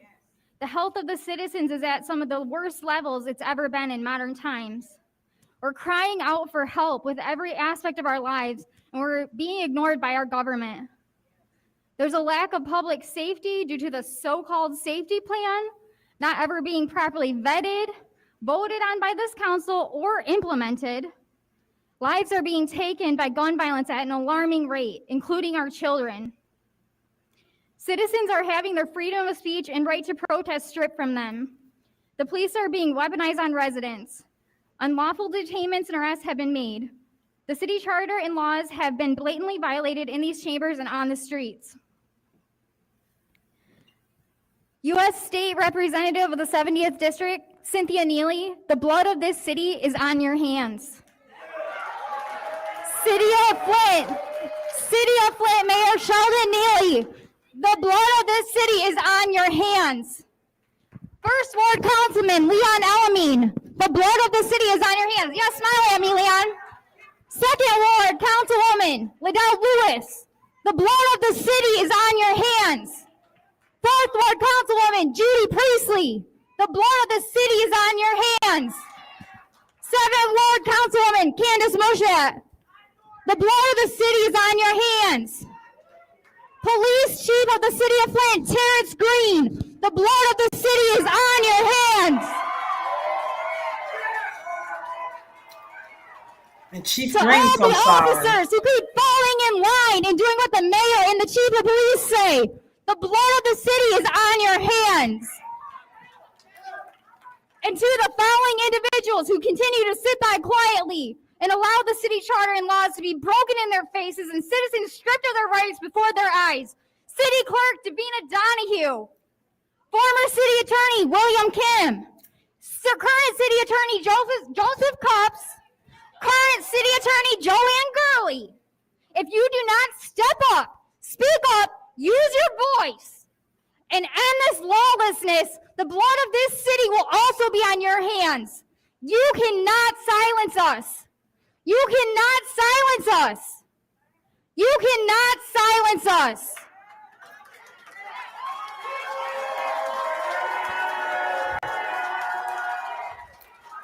Thank you. Next public speaker, Madam Secretary. The next speaker is Tanya J. And I hate the way Candace talks. Next public speaker, Madam Secretary. Next public speaker, Madam Clerk. And she just talks and talks, and she says nothing. She's one of those type of people who just uses that corporate speak. You know, I don't have the bandwidth that we need to, try and triage the situation. Just that type of stuff. And it's just like, girl, like, are you for real? And she's one of those people who she tries to sound more intelligent than she is. And she really believes just because she talks loud and fast that makes her smart.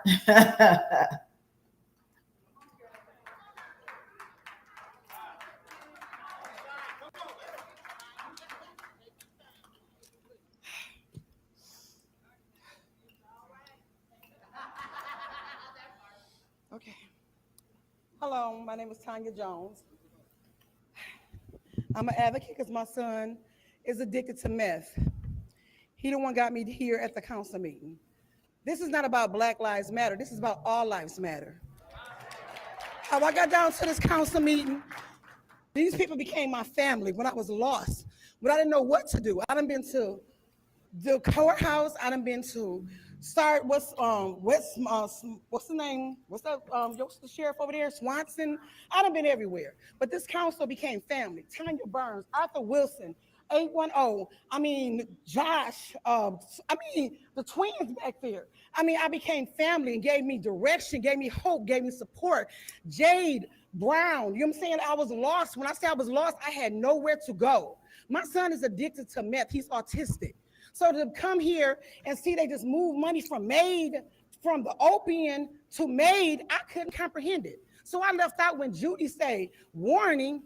Okay, when it comes to warning, at 1655 Ohio Street in her ward, I removed my son from that apartment house where it was bed bugs, what is it? It's a lot of stuff going on with the house over here on 1655. I can't gas leak, everything. Okay, David Ross is the owner. And this is in your ward, but you say everything is okay on the east side. It's not. They are affected. The opium crisis is real. So to transfer money to one thing to another, the opium crisis is needed. I'm here. I'm not affected by the water, but I'm affected and my son is out here in this opium crisis when the water is real. Okay, lead. You look up with lead. The lead affect your brain. This is long term. So while they building other things or whatever, think about mental health. Mental health is real. So I'm saying people keep coming. It's bigger than today. Because today everybody gonna be gone. But you need to still come. And I want to say again, Black lives don't matter when an incident happened with the elderly get pulled out the car. Y'all gotta keep on coming. It don't take just for that to happen. That brought the attention. My son was a vessel. My son brought me out here. And I'm not going nowhere. But I'm thankful for podcasts. Fuck the news. Because the news is here today. But you can cut my alarm off right now. But I'm here to say it's bigger than this. The people in the Flint is hurting. And I'm hurting as a mother because I'm not going nowhere. And it's bad when y'all take money and move it around. But it's opium. Miss Burns, you can call her. I don't care what time of night. She's there. And I'm thankful because I'm here. I'm here. I didn't even want to be here. And if I lose, I'm still going to be here because God bring attention. But God uses all his vessels. And y'all don't understand not to wake up knowing your child is at. Y'all don't know what it means. And I'm lost because my son is addicted to meth and I don't know what to do.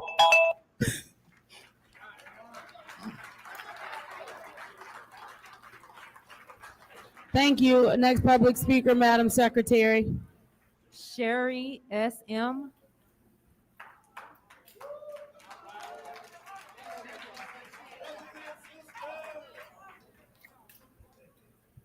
Hello, everybody. Sherry Smith McFadden on behalf of brothers and sisters of Oak Park. We got two things to discuss about what me and my husband seen when I was at work yesterday. I got about 50 phone calls about Miss Beverly Biggs' husband. Unbelievable. Unbelievable. Are you serious? The city of Flint, are you serious? We're talking about an elder. You drug out of his car. His car was still running, almost hit him, almost drug him out of his car and hit him first of all. Beyond Miss Biggs running around the car to try to stop them. And then a white woman across the street almost hit her. Did anybody pay that any attention? Hello? And then second of all is, what I have to say is, my daughter, my child, Memorial Day, my only daughter, tried to commit suicide. I got called out of work. She was at the river. My husband can vouch, and 911 can too if they ever want to admit to it. But at 1:48, I left. My child was at the river, down there where they putting the new bridge at over at 475 or whatever that is, where the flag's hanging off the things. My child was depressed. I called 911. I sat there for an hour. Nobody ever showed up. My daughter jumped in the river, and I had to grab her out. Can somebody tell me why all them police was down there yesterday, but couldn't nobody come save my child? Make me make sense of it. Anybody make me make sense of it. Look at your president. Head down, head down, head down. Not listening. And I'm being honest with you. I come here on behalf of the brothers and sisters of Oak Park, of all these phone calls I got. Can anybody tell me how would you feel if that was your granddaddy, your mama, your daddy? How would anybody feel? Because if you'd have drugged my mama or my husband or my dad, God rest his soul, out of there, I don't know how I would have reacted. And I'm not an ugly person because I believe in God. And that's what I'm going to tell you. Now, I want to know at 1:48 on Memorial Day, where was the Flint police when I called them? I sat there and waited over an hour when my daughter jumped off that damn bridge. Tell me where anybody was. Can somebody help me? Help me. Help me to understand how they could pull Mr. Biggs out of his car, damn near hit two people, and then my child jump over a bridge, and they got all, they telling me, oh, it's only one or two police officers. They'll get to me when they can. First they told me we was off grid. They couldn't find us. Because we was in the construction zone. How can I find my child and the Flint police can't find her? Explain that to me. Can anybody? Exactly. Oh, you know why they don't? Because my child's the same color as everybody else. My child is a half-breed. She look black. That's why they left her like that. They didn't give a damn. Just being honest.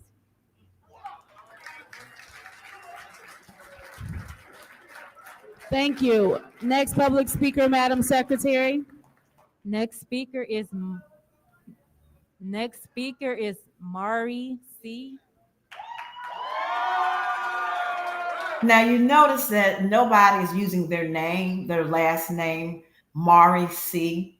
And the week prior, Mr. for the People. And she caused that whole confusion and kerfuffle about, dude, we the people. And said that it has to be the last name. It has to have the first and the last name. So now we have a last initial. And we're not having no issues about it. Why? Because the media there.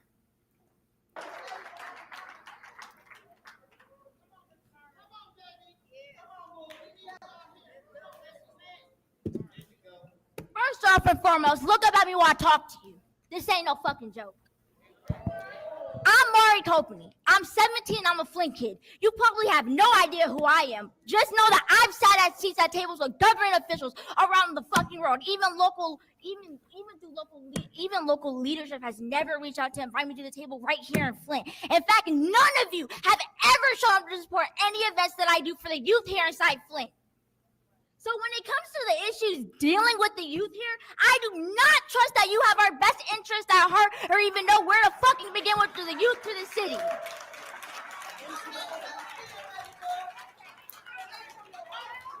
For years, I have watched you elected officials behave worse than toddlers, throwing temper tantrums, and quite frankly, it's ridiculous, especially when we have so many issues that need to be handled, including the water crisis that is still not over, and a crime rate that is through the fucking roof here in Flint. You call 911, most of the time the police don't even fucking show up.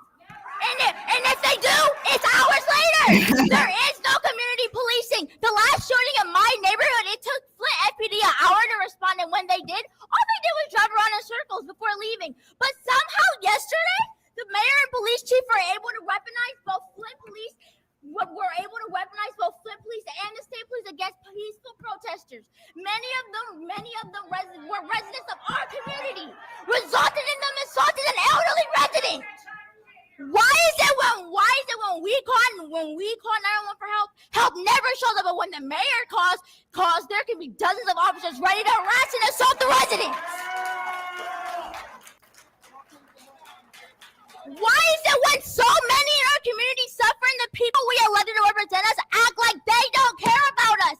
Get your fucking shit together. This isn't no fucking joke. You act like you don't know me, but you don't remember my fucking name. Again, down, head down, head down, head down.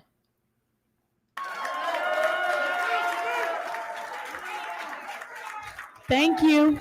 Next public speaker, Madam Secretary. Next speaker is James M.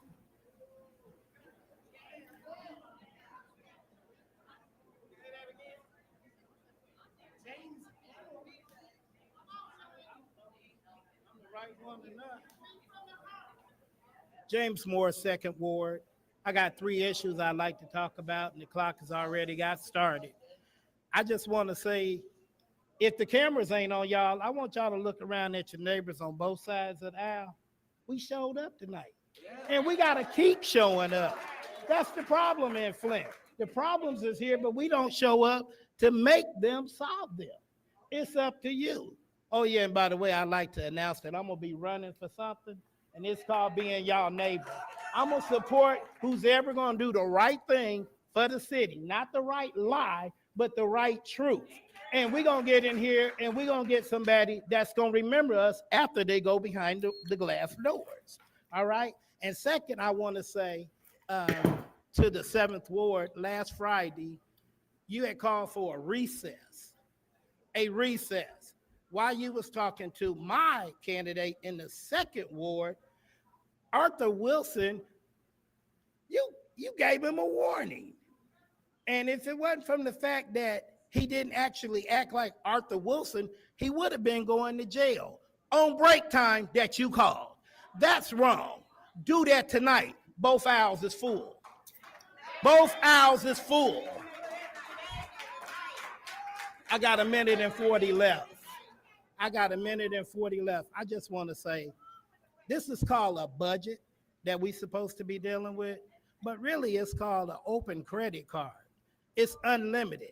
The 8th Ward once said, don't spend the money on nothing that don't make sense. Maybe y'all should listen to him. He's sitting right there. All right? You know, and as far as the rest, I just want to thank y'all all for coming in out, because we the people, we're the only ones going to make the difference. And you know what that difference is? They're taking money out of your pocket to spend on whatever the hell they want, and you wrong for it. Thank you. Next public speaker, Madam Secretary. Next speaker is Beverly B.L.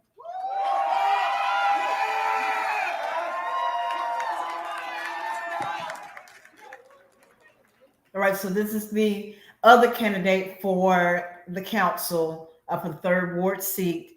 That was her husband that got yanked out the car, and they really hate her. Oh, they hate Miss Beverly Biggs Levy. Oh, they hate Miss Beverly. My name is Beverly Biggs Levy. I'm running for the 3rd Ward City Council seat, and I have something to play for you guys.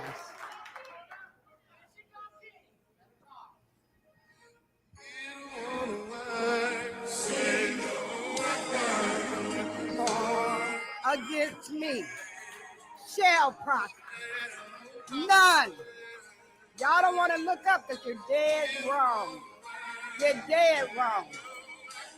But what y'all did yesterday, you're dead wrong. But you can't look up today. You're sorry. You're sorry. 1st Ward, you're sorry. 2nd Ward, you're sorry. 4th Ward, you sorry. 7th Ward, you are sorry. And y'all can pray. I can't stand up and say pledge allegiance to y'all sorry people. because you're sorry. There's no sense in praying. You guys can't pray because you're not right. You're not right. And Sheriff Green, resign. Sheriff Neely, resign. It's time. It's time. You rather put a person on the floor, on the ground, and almost get him ran over. Now, at any time, this would never happen. This would never happen. They would have already called the police and had this already cleared out. But only one speaker is allowed at the lectern. If you are not so-and-so, please sit down for the lectern. Officer Metcalf, please escort these people out of the chambers, of the council chambers. It's sad. It's sad. But you say your grandmother just passed. You say your grandmother just passed. I'm not laughing about your grandmother. I'm not laughing about your grandmother. I pray for you. I pray for you. But you guys are sad. It's time to wake up. If I don't, time to wake up. I got Savina. Time. Tell Mary it won't work. I'm a child of God. I'm not a child of y'all. I'm a child of God. You don't know the word of God. You better look it up. You better get on your knees and you better ask God to forgive all of y'all for what happened yesterday. What happened yesterday? Every one of you. We got as a council member and he's laughing at the people, so we know. Because he injured as the rest of us. All right. All right. Listen to this,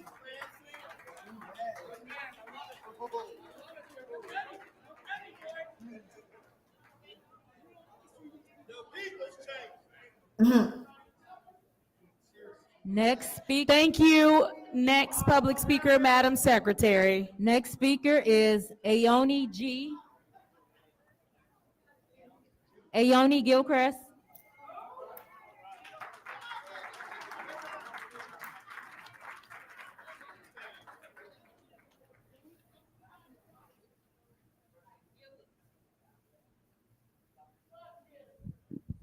Oh, Lord.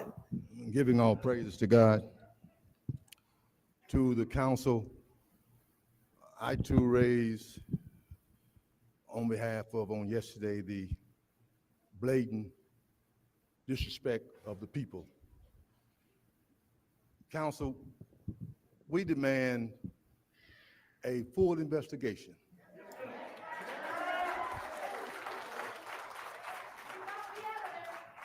We deserve, the people of this community deserve better. That was shame brought up on this community on yesterday. All over the nation, people saw that kind of blatant brutality. That's ridiculous. And we have not heard from the mayor, and not gonna hear chief from police, them. no one has come out and said nothing about that incident on yesterday. That's a shame. And we're asking this council, this community cannot stand that kind of rhetoric. Snatching folks out of cars for a speeding ticket or a traffic ticket, that's ridiculous. It's absolutely uncalled for. And this council needs to demand a thorough investigation. And the person who we saw snatch out the car, he needs to be put on administrative leave until the investigation has been done.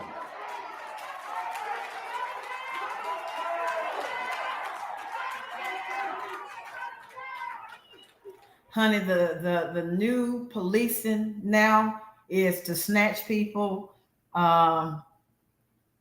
kidnap them, and send them to a third world country. Like that seems like that's the prevailing theme here.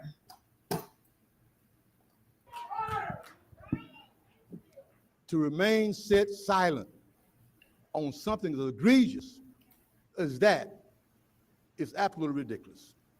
And I don't think none of you up there can agree that that was a satisfactory scene for this community. That was a shame. It was absolutely uncalled for. And the ones who to protect and to serve this community was the one that was involved in doing it. That's even worse. The police. That's ridiculous. I'm telling you, that's crazy. And we demand answers. This community deserves it. You won't get them. That's Candace back in the 60s and the 70s. Only thing you was lacking was the dogs in the water. That's ridiculous. That was shameful what happened. No one, none of you up there can say that was a pretty scene. And I'm asking you. That's ridiculous. And I'm telling you, this community deserves some answers to this, and we deserve some urgent answers. Not no next week. We deserve some urgent answers and what's going to be done about what happened. Thank you so much.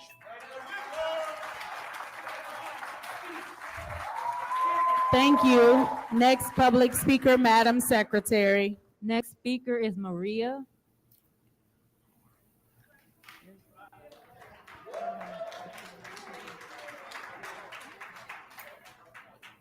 I know there's going to be some more cursing.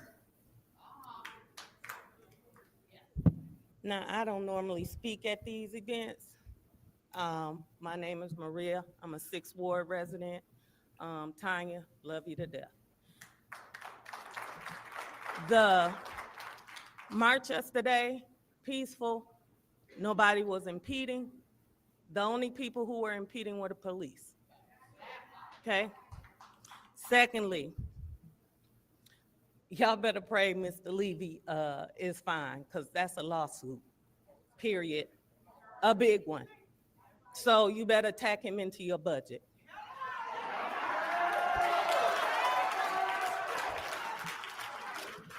I notice as well that there aren't as many police here as normal in here. I've seen one, but they're usually 5, 6, 7, or 8. I'm wondering what's going on, and everybody up here is so well behaved. I'm tripping right now. People can talk, they can yell out, they can clap, they can woo-hoo. I wonder what's different today than any other council meeting. I'm gonna leave on this note though. I say shut it down.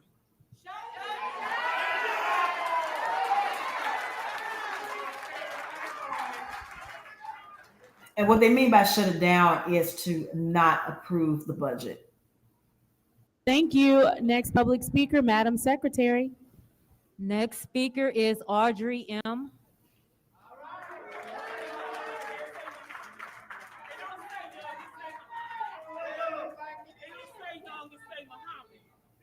It don't say young, it say Muhammad. Yep, you right, it's Audrey Muhammad.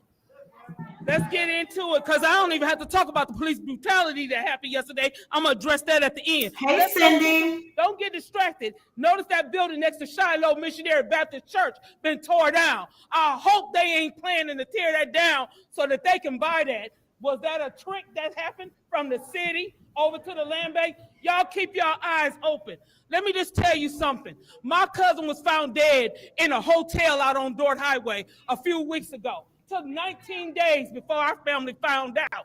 Why are you all not addressing this epidemic that's happening at that hotel? The day before he was found dead, someone else was in there dead. There's several people out on Dort Highway.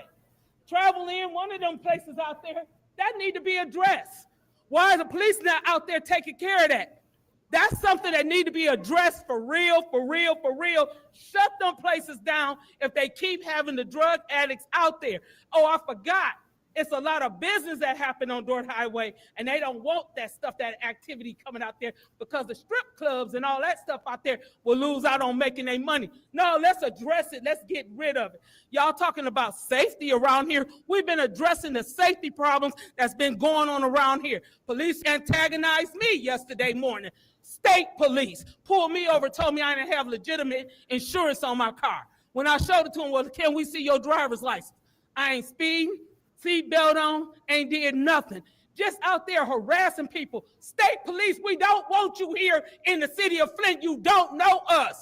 You here, or are you here to watch the crooked corruptness that's going downstairs in the city police department? Because they've been crooked ever since I can remember, since back in the 80s. That's what brought y'all here in the city. Now I gotta address something, because a letter was sent in to the school board on me by Miss Liddell Lewis. She want to address me, so I'm going to address the issue again in case you didn't hear it the first time. Liddell Lewis cursed out Pastor Thompson in the parking lot at the Flint Glory Coast Library. It was witnessed by the security and several staff members. It was reported to me as a board member, and I'm not here representing as the board. But I'm going to address you as what happened to me as a citizen. You did that, and the parents said they did not want their children coming to the library because they fear of what's going to happen down there. But you sit here and want to cause a race riot and try to bring us something saying that Dennis Pfeiffer called you a monkey. No, several people in our audience called you a monkey, but you stood up for Doug Matthews when he called us a nigger. You stood up for him and defended him. You act like you're the racist. I'm going to ask you. Because they asked me about the police. Did they stop me because I was a Muslim? I'm going to ask you, do you like Muslims? Because you keep trying to attack me. Thank you. Next public speaker, Madam Secretary. Next speaker is Sonia S.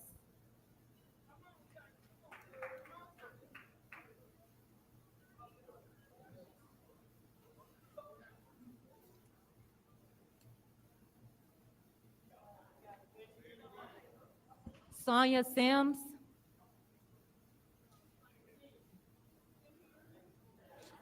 Next public speaker, Madam Secretary. Next speaker is Mary W.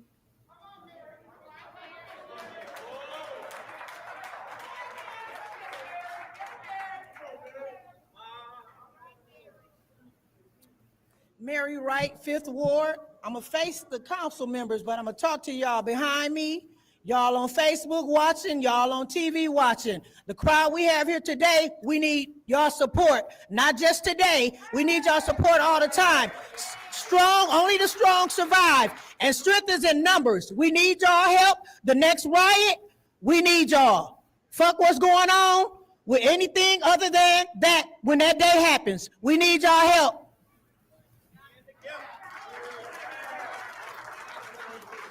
This is council meeting. Next public speaker, Madam Secretary.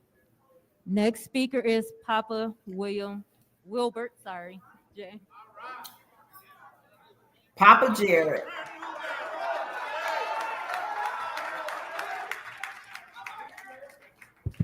My name is Wilbert Papa Jared. I'm the Effie's baby boy. I come to bring some historical to what happened yesterday. 1937, the sit-down strike, peaceful demonstration was right here on Saginaw. The building is still there. The old Fisher Body Plant started the UAW, 1937. 1968, I laid on that line right out there for open housing. I tried to buy a house on West Van Wagner, and the real estate agent told me I could not buy it. I came to Floyd McCree. He was the sitting, acting councilperson / mayor, and he said, we're gonna do something about that. The open housing, where black folks could buy anywhere in this country, started right here in this building in 1968. So I was in a courtroom last week with the little city attorney right there representing Mr. Neely against Jedediah Brown. Judge Patel told all of us that there's nothing wrong with a peaceful demonstration. He threw out the case. They tried to get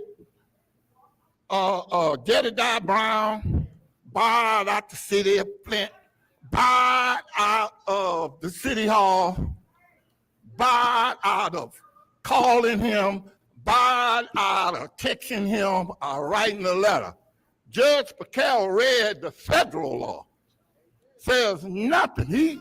As long as he's a public official, he can come to Neely's office, he can write him, he can call him, he can cuss him out, he can do anything because he is a public official. And threw the case out.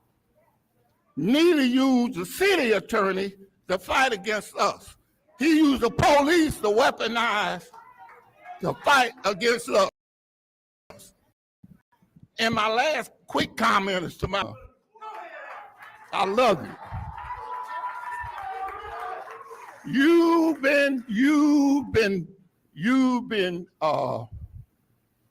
seeing over budgets, to my knowledge, the last 35 years. You know not to vote for a budget that's not balanced. I don't have to tell you what to do. You know that.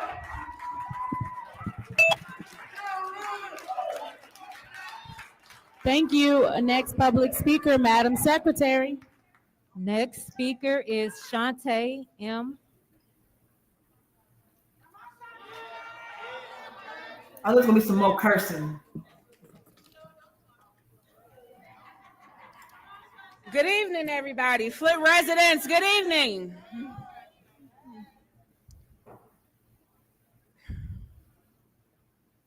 I'm not sure where I want to start.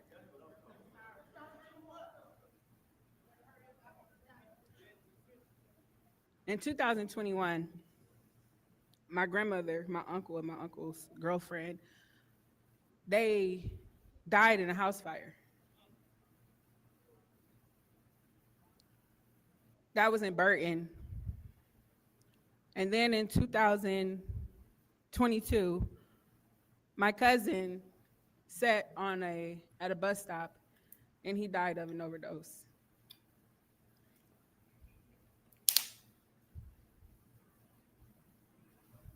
There was no quick response to either one of those deaths.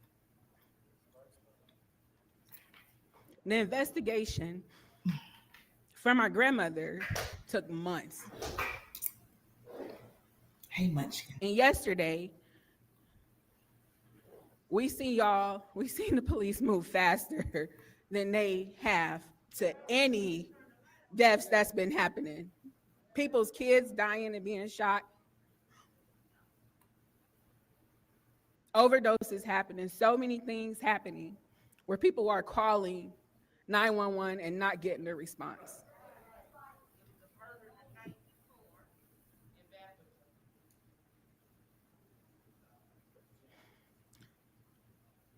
A lot of people here, a lot of these residents got something to lose for speaking up to y'all, including me.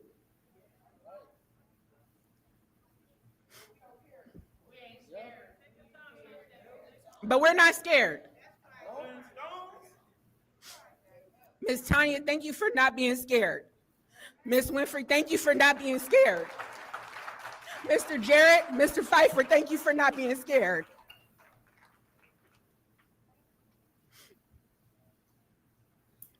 Somebody very close to me, and who's very close to a lot of the people who are calling shots,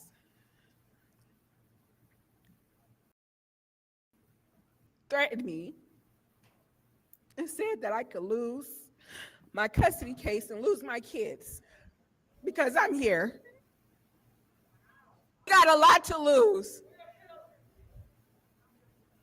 And y'all need to stand up and do something and be here for the people like you should be. If you're going to be for the people, be for the people.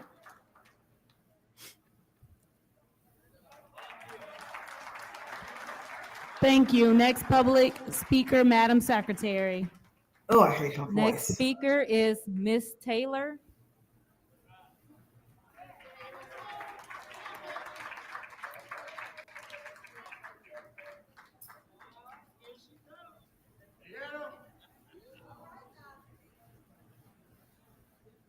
Now y'all see this little small lady. I think she's 71, 72 years old. In a prior council meeting, she was walking past the dirt ball camera, the camera person. His name was Paul. He actually brushed up beside her, brushed up on her, and called her a bitch.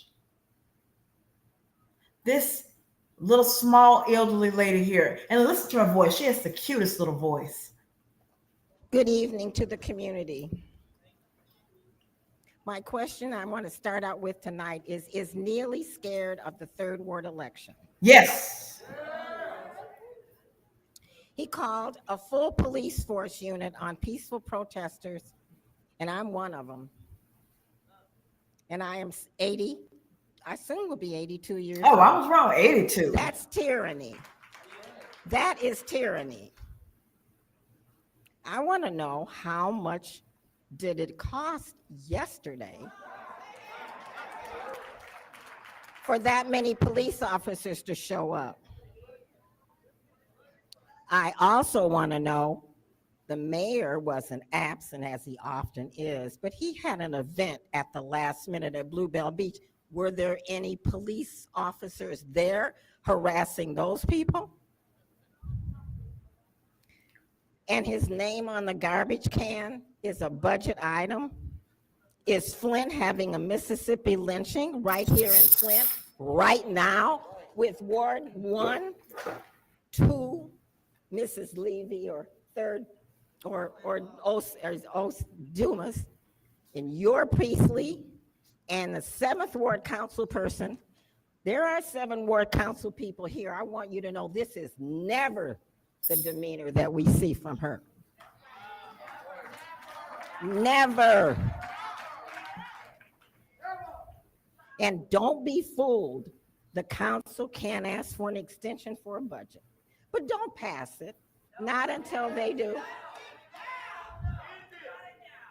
If we want to shut it down based on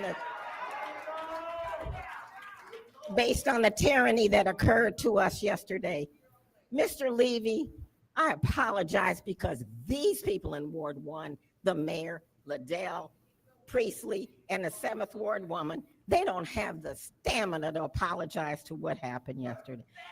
And disfund the Ethics and Review Board. I see their chair or ex-chair or whatever he is. Get rid of that. ARPA money was spent for campaigning.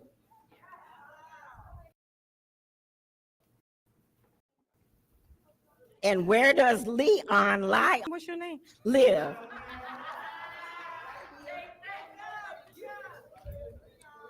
And I say again to the city of Flint, Neely is scared of the 3rd Ward election. Yes, he is. And how many times will we be targeted by Neely, K-N-E-E-L-E-Y, by the police? And I want the city clerk to stand up to these people. I want the city attorney to be our city attorney. Remove every budget item possible. Thank you. Next public speaker, Madam Secretary. Next speaker is Jason D. Jason Dye.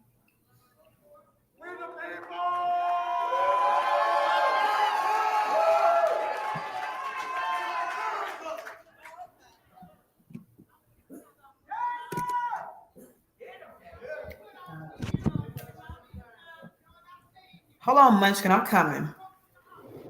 About you. All right. Flint, we're here to shut it down. Check this out. You ready? Public statement to Flint City Council, May 29th, 2025, from Jason Dye. For the record, this is going to court. Request for immediate budget pause pending financial integrity investigation. To the City of Flint Council, tonight I respectfully urge this council to pause all acceptance, approval, or allocation of budgeted funds received from Genesee County until a formal investigation is initiated into longstanding financial misconduct identified in Plant Moran's publicly disclosed supplemental audits. For nearly a decade, these audits have repeatedly cited material noncompliance with federal laws and regulations, apparent mismanagement of federal grant dollars, persistent findings that were not escalated or resolved. Law for the Layman personally served the auditor of Plant Moran on video, April 2025, with a formal request to inspect the records because I believe their firm breached its fiduciary duty by failing to escalate what appear to be criminal-level financial irregularities. If this council proceeds to approve a budget funded in part by potentially tainted or misappropriated grant dollars, it risks enabling violations of federal fiscal accountability rules 2 CFR 200.339343, exposure to state liability for neglect or misuse of public funds, e.g. MCL 757 or 478. Further erosion of public trust at a time when transparency is vital. I respectfully request that you immediately pause the approval or appropriation of Genesee County sourced funds, initiate or demand a third-party forensic audit of all flagged grant programs, ensure full public disclosure of investigative results before future budget action. You have a legal and moral duty to act. Thank you for your immediate attention and service. This message is courtesy of my education in civil rights and is protected by Law for the Layman and its content created for situations just like this where we the people need a voice. Hashtag Dustin Anvachak, constituent, Flint resident, submitted May 29th, 2025 at Law for the Layman for public statement use only. That's my legal genius, guys. Good luck. See you in federal court, baby! Everybody. Thank you. Next public speaker, Madam Secretary. Next speaker is That middle Claire. finger was for every one of you. Next speaker is Claire McClinton.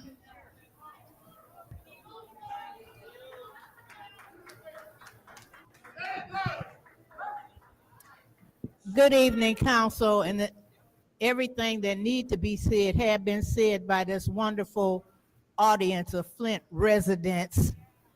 And I want to jump on what Papa Jared said. Residents that have inherited a reputation of fighting for social justice. And he pointed out the UAW, and he pointed out the fight and the first city of its size to implement open housing.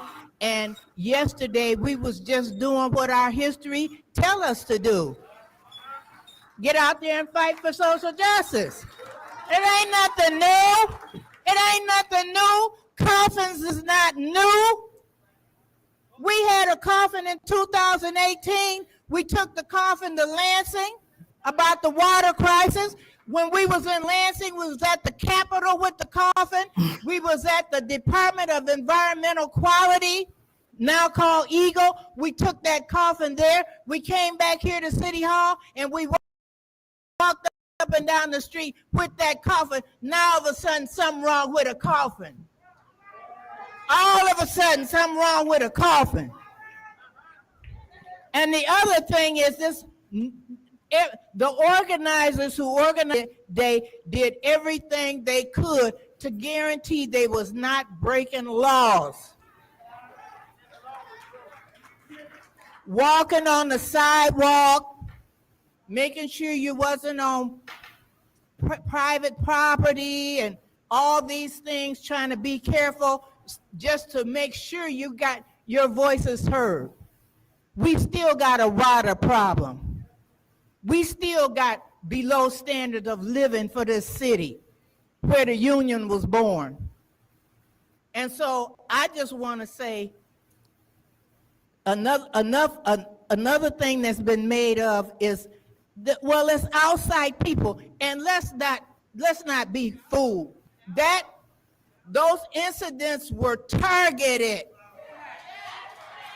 They were targeted. You have targeted Jedediah Brown. You have targeted Miss Beverly Biggs Levy. You have targeted her husband, and then the consequence, other residents got caught up in the targeting. Like Miss Gwen Wofford, a retiree from the Buick, never been arrested a day in her life. What's she doing in handcuffs?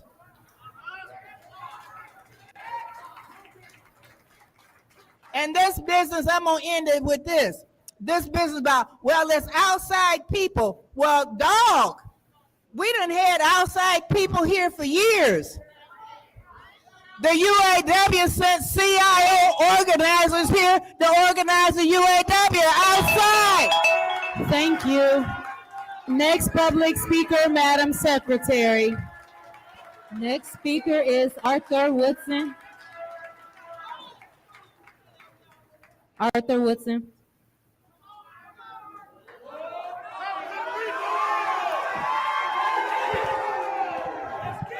Good evening. Good evening. Hey, let me start by saying, if we're going to talk about the council, we got to point out the council. We got to call names. Leon Elamine, Liddell Lewis, Judy Priestley, Candace the Joker. Y'all ain't shit. Call it out. Call it out. Don't say all the council, because the other four is fighting for the people. So why are we fighting against them? We can't do that. Let me start with the budget real quick, because I'm going to take my time with the protests yesterday. But all you that wasn't here during the water crisis, Mayor Weaver had a budget of $326,000. And she was everywhere trying to get 95% of the service line done. This little pale motherfucker, $1.5 million. $1.5 million, and he can't even complete 5% in 6 years. What the hell do we need $1.5 million for? Don't pass that budget, man. I just gave y'all an example. They wouldn't even amend it to give him the same salary or budget that Mayor Weaver had. But then he's gonna say, I can use one line item veto. Guess what, ignorant ass? You sent a bulk budget of $1.5 million, so you don't have a line item because it's a blank check when y'all pass it. So you can't veto nothing. Don't vote for shit unless they amend it. Now let's talk about the protests. And I'm gonna try not to get too emotional, but this is not 1963, Birmingham protests. This is Flint, Michigan, 2025. We tried to tell y'all when the Mitchell boys died on Pulaski Street, and Sheldon bitch ass lied and said this is a political suicide. We tried to tell y'all when the state troopers shot Rashid 10 times in the back. We didn't do shit. Now they done drug Mr. Terrence out of a car. Impeding traffic ticket is a citation. You don't get arrested for that shit. What that shit reminded me of is like what Mr. Gilchrist said, dogs and water hoses. I'm not my ancestors. I'm gonna bite that bitch back.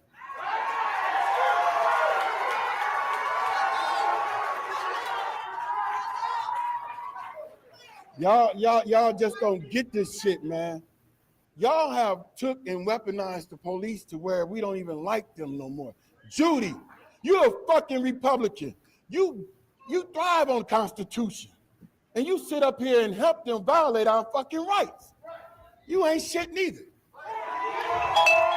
Thank you. Next public speaker, Madam Secretary. Next speaker is Xavier. Xavier.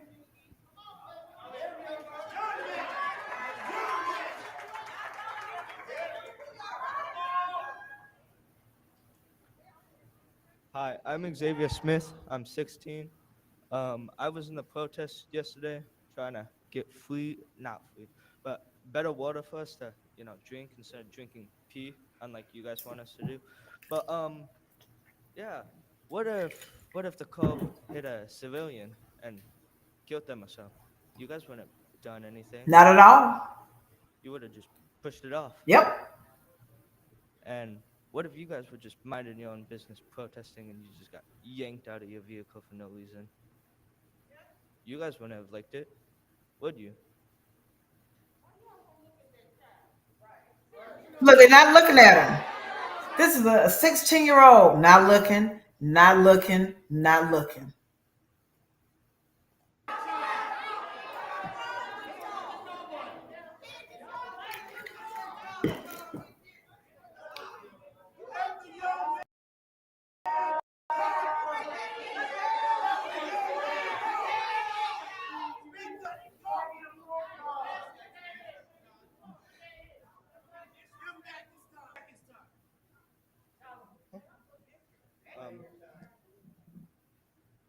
And so what I'm trying to say here is elders need the respect that you guys want, right? We want the respect we want. So we should just meet in the middle, get healthy water.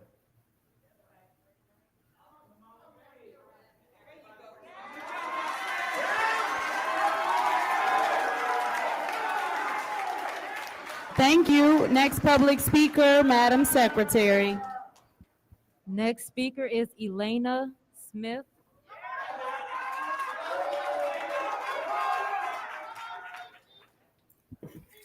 It's crazy how you won't even look my brother in the face. Yeah, I'm talking to you. Because how is you going to have all these kids out here running around drinking dirty water?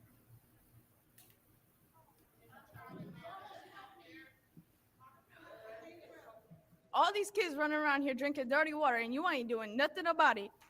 You poisoning people, you don't even care. And yesterday I was in that protest too. I watched that guy get pulled out the car. That is absolutely crazy. 60 plus cops there and you don't show up when people need you. You only show up when we're being peaceful and trying to fight for our people. Y'all don't want to fight for us. That's crazy. And it's crazy how you won't look me in my face either. Not at all. You stay there.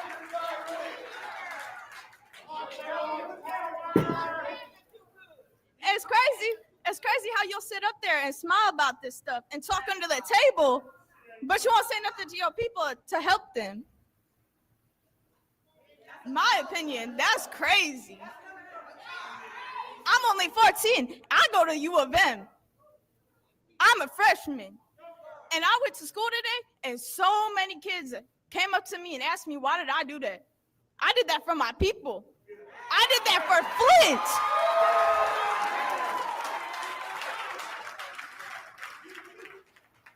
It's crazy how all these kids are scared of cops and everything because they won't come and help, or they rip people out their car when they're trying to be peaceful too.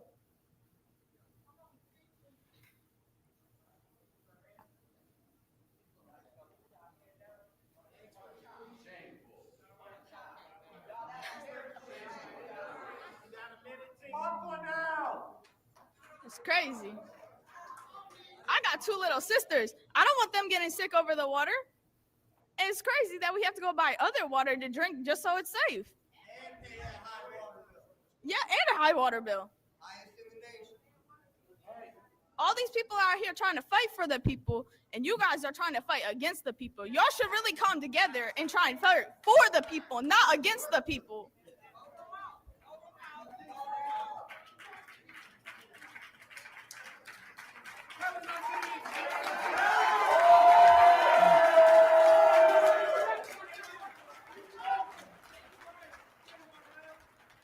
Thank you. Next public speaker, Madam Secretary. Next speaker is Teresa Hammond Cross.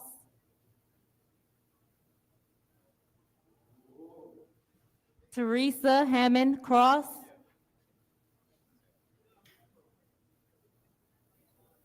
Secretary. Next speaker is Josh Bogus.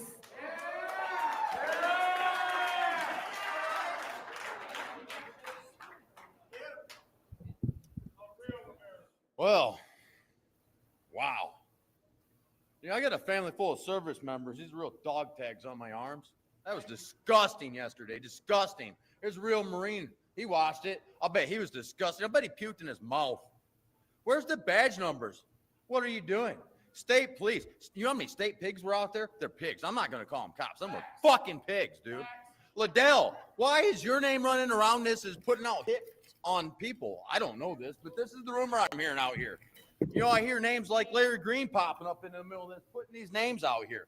It's funny. You know, I can see why you're all so brave. I've watched your judges in full, like, just disrespect to the Constitution. I've had your judges right down here. You want to fix your budget? Cut your tyrannical judges out. Your judge has no business in front of 5 bailiffs telling me the Constitution don't exist. Well, I'm trying to sue the township to save my business because they can't do simple math problems and get my taxes right.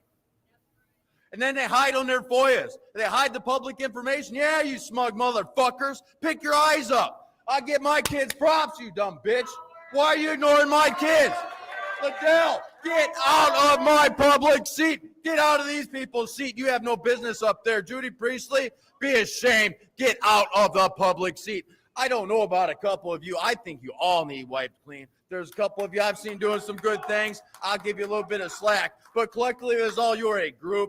And my policy, I would empty everybody that works for the city of Flint out of this street. You can all go down to the homeless shelter. We'll fill this bitch with homeless people, and we'll get some service. Thank you. Next public speaker, Madam Secretary. Next speaker is Pastor William C. Harris, Jr.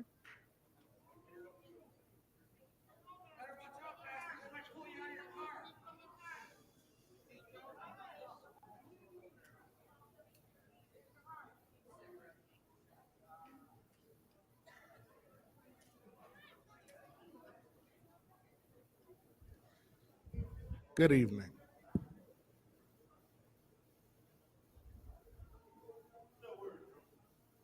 You know,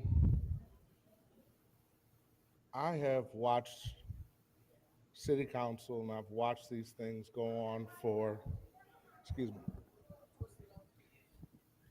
I've watched these things go on for a while. There has been a severe breakdown. My father says it's all right to disagree, but there's a problem when we disconnect. There is a problem when there is disconnection. Yeah, I don't care about that. Amend it if you need to amend.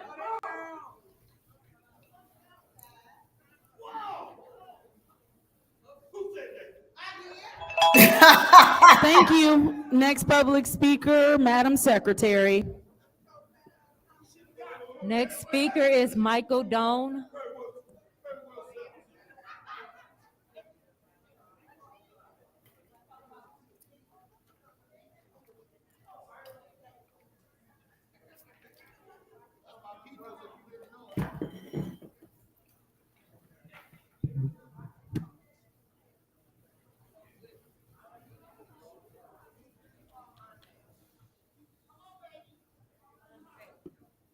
Good evening. My name is Michael Doan. Some of y'all may know me. I am the former president of the Board of Review. I wasn't gonna come down here and say much, but when I saw those videos going around the internet, Flint is looking like a laughing stock all over the world. All over the world. Literally. I mean, what are y'all doing? Do y'all even know what y'all doing anymore? Do y'all? Literally, I want to give thanks to some of the council, though. Jerry Winfrey Carter, I want to give thanks to you. Tanya Burns, I want to give thanks to you. Mr. Pfeiffer, I want to give thanks to you. I've been seeing y'all actively letting the community know what's going on down here. You got a lot of these other people that just going with the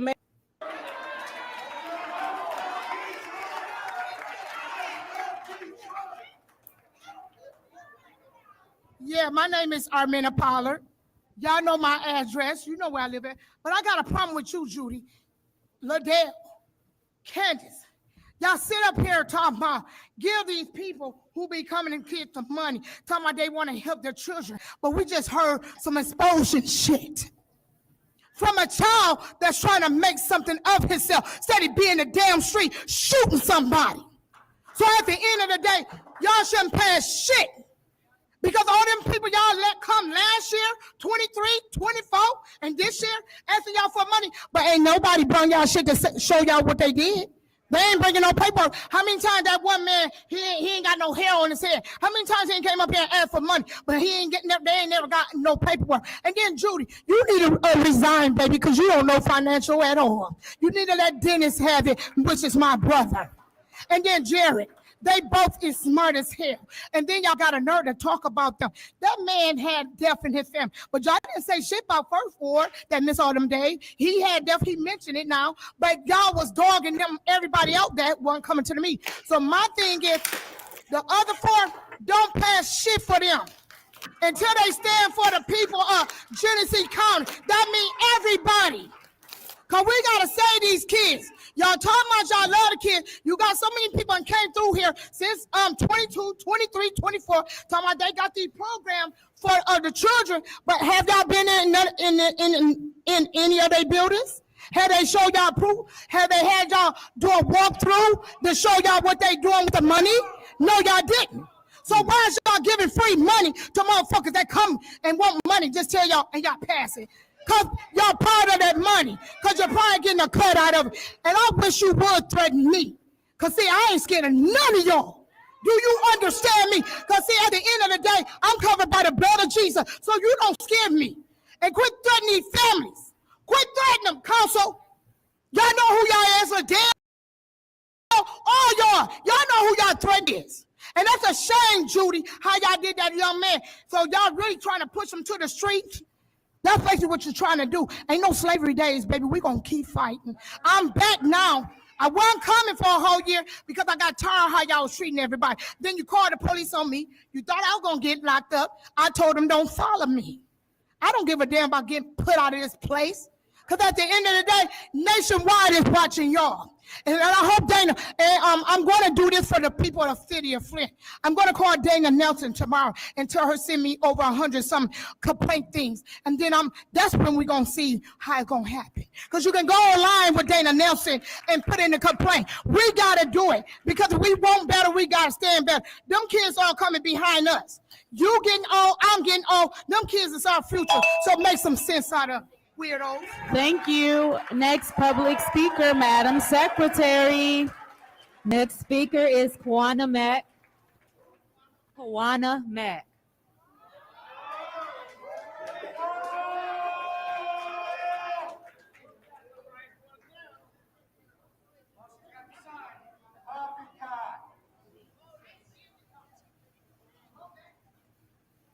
Hello. Man, oh, I feel so good. The people are tired, and look out here. We ready to fight. Leon, Liddell, Judy, Muschetti, we tired of y'all. You hear me? People, the reason why they can't do anything else for us is because they're too busy stealing. That's all they doing. And then they right with Mr. Mayor Neely, making all this noise and causing all this trouble. But when you pull the cover back, what you see, a little pipsqueak pushing some levers. You hear me? We ain't afraid. I ain't afraid. I'm just ready to get y'all gone. And I'm gonna tell you, Rolls Royce made it, Mary J slayed it. Y'all going down. And I'm gonna be around to see it. You hear me? Hey, can you say perp? Walk. Miss PhD of sociology, who's not social. Mr. Ella Elamine, who's not a Muslim. I'm tired of y'all people. I don't care. Judy, we ain't forgot about you. That's right. Hey, can y'all say audit? And you know what? Let me say this. We got everybody that this mayor puts on this board or on these other boards such as housing, where the lady done stole, no, embezzled. That's what y'all doing. Y'all embezzling money. All that money, and she gonna say, oh, I'm gonna try to pay $50. You get out of here. You gonna go before the court of law. Just like y'all is. And here's Mouchette, still trying to hang on to a little bit of power. Next speaker, please, talking all loud. We don't care. You don't have no power. All y'all do is sick the police on us in here. We ain't afraid of you.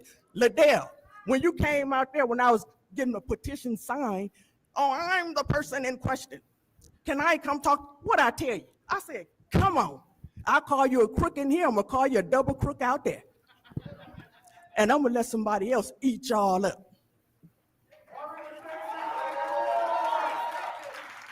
Thank you. Next public speaker, Madam Secretary. Next speaker is Salim L. Alamin. Salim L. Allen. Salim. Good Lord.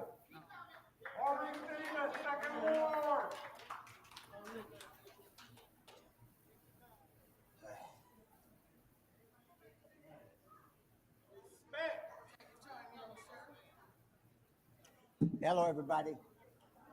My name is Salim Alamin, and I was downtown yesterday for the march.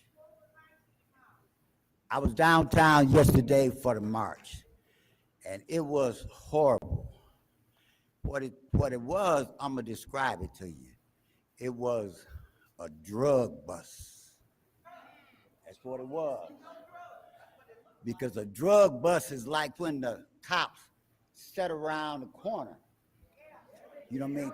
Send a couple infiltrators out to see where you're headed and locate it at.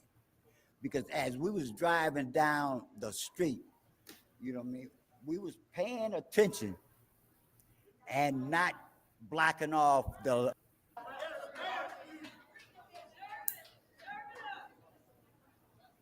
Good evening. My name is Hanifa Elamine. For the records, though I am not related to Leon Elamine. Leon Elamine, really, you hurt my feelings, man, for real. Because when I first met you, when you was doing the May Institute stuff, I supported you, me and my daughter. You should have stayed there, and you shouldn't have got into this mess. You really should. And that's this saying is out of love to you. You know what I'm saying? Out of love. Tanya, thank you for always being there whenever I call you. Whenever, it doesn't matter. When they said you there, you answer, you do. I'm a witness to that. You know, Winfrey Carter, this is my new council person. My little dancing girl. I like her. Love her. Dennis, you all right with me? You all right with me? Jared, Jonathan Jerry, I call you JJ at my house, okay? You all right with me too, and I know you're gonna do the right thing because Papa Jared told you, you know better. You know what I'm saying? And look at you, you look just like your father. I know him. Yep, you look just like him. But the devil is a lie. And I think you, from looking at this chambers, people is sick and tired of being sick and tired. And that's all right, y'all sit there and whisper like y'all always do. But fix the damn water. Fix the damn water. Focus on fixing the damn water. You know. Yeah. and my thing to come up here to say, do I have the floor? Well, go ahead then. Let's shout out to Eric Mays.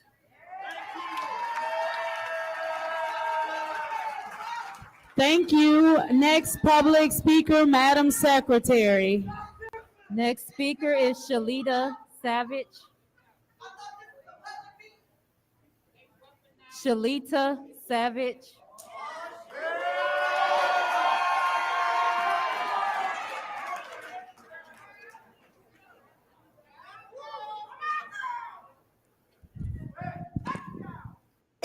How y'all doing? My name is Shalita Janae Savage, for the ones that don't know. And yes, I'm gonna be up here being a motherfucking savage about this shit. Leon, the fact that you want to sit over here with Cruella DeVille and laugh in our motherfucking faces like this shit's a motherfucking game, both of you bitches need to resign. Fuck you and fuck that mop-head ass bitch. To this beautiful lady right here that is in charge of the 5th Ward, I like everything I'm seeing that you're doing. You are upholding and uplifting your community. You are for your people, and I can appreciate it. You, Miss Lady, Miss Tanya, I feel the same exact way about you, okay? I have watched it. I have seen it. Y'all ugly motherfuckers made me jump out my motherfucking semi-truck to come address you bitches. And you trailer park trash ass motherfucker right here, yeah, you, east side bitch, the one that don't give a fuck about the meth epidemic that's going on in this motherfucker, bitch, you need to resign, ho. And over here to this old, I'm in the slave house ass nigga bitch over here, Miss Candace. Yes, massa, I see massa, what you need me to do, massa ass bitch. Where you motherfuckers pitch the tent at is where I shall have this motherfucking circus at. Y'all got me fucked up. How the fuck can 900 motherfucking police officers come to a peaceful fucking protest, but my fucking 8-year-old son was held hostage for 21 days? I called 911 over 3,000 motherfucking times, and you bitches didn't help me do shit to get my son. You wanna know what I had to do? I had to go get a fucking judge. You wanna know what the Flint Police Department told me? They told me that it was a probate and civil fucking matter for an 8-year-old. But you bitches can come rip a goddamn elderly person out of a motherfucking car? Are you fucking serious? Eat my ass and suck my dick, I don't got. Are you fucking serious? I know you motherfuckers is lying. And then the fact that there's a $2.6 million account somewhere for our educational system and arts program, and you bitches can't tell us a motherfucking thing. If y'all don't go ahead and fill this 3rd Ward motherfucking seat with death, because I'm from the 3rd Ward. I swear to God, what that movie say, Mississippi burning, we need to start lynching some of you motherfuckers and burning y'all bitches out. I'm sure she meant that figuratively. Figuratively. Yeah, that mic was loud. Next public speaker, Madam Secretary. Next speaker is Rodney Thomas. Rodney Thomas. Rodney Thomas.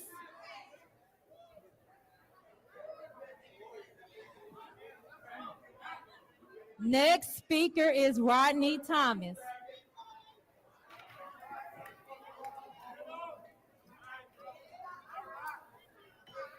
Hey, good evening, everybody. Look, I'll start to leave, but I said, look, I'm gonna hang a little bit longer because if y'all can't feel these people pain, y'all ain't human. You know, I ain't here to point no fingers, but look here. That shit that happened yesterday with Beverly Biggs' husband was out cold. You know, and y'all gotta realize, we have been post-traumatically stressed in this town. And yet, they drag him out the car like he a villain. That's like he's some kind of dope boy or something. And snatched him out like he's some kind of dope boy. And he the villain, and he an elder. I'm glad I wasn't there. I was fixing my roof from the tornado storm, but God had me out the way. But see, this ought to tell y'all a lot, because you got a lot of heavy hitters down here. You got Papa, Maurice, you got Merritt Weaver over there, a bunch of heavy hitters. I think Mr. Gilchrist, you know, a lot of heavy hitters, and you got children down here speaking. So that ought to say a lot of shit Lot of things understood don't need to be explained. So this ought to change the tide. And I'm gonna tell y'all this here, man. They laughing at us like a motherfucker. I got Cubans on my block, man, straight out of the port of Miami.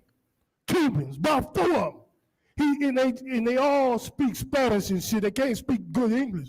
We say, let me tell you something, friend. They see Flint and say everybody die.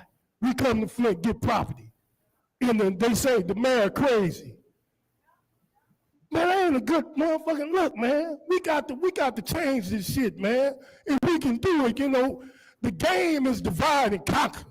That's always been the game. As long as we stay divided, we can get beat all day long. So we better learn how to unite, and whoever in the way, get the fuck out the way. Because we gonna roll over you. Because, time is a time for everything. And the time is now, because you're waking up a lot of sleeping giants in the streets talking. God bless. God bless. Thank you. Next public speaker, Madam Secretary. Next speaker is Allison Montgomery Littlejohn.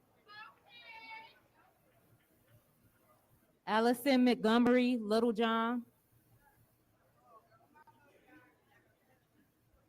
Next speaker is Kimberly Pillar Brown. Kimberly Pillar Brown. Next public speaker. Next speaker is Emily Dorr.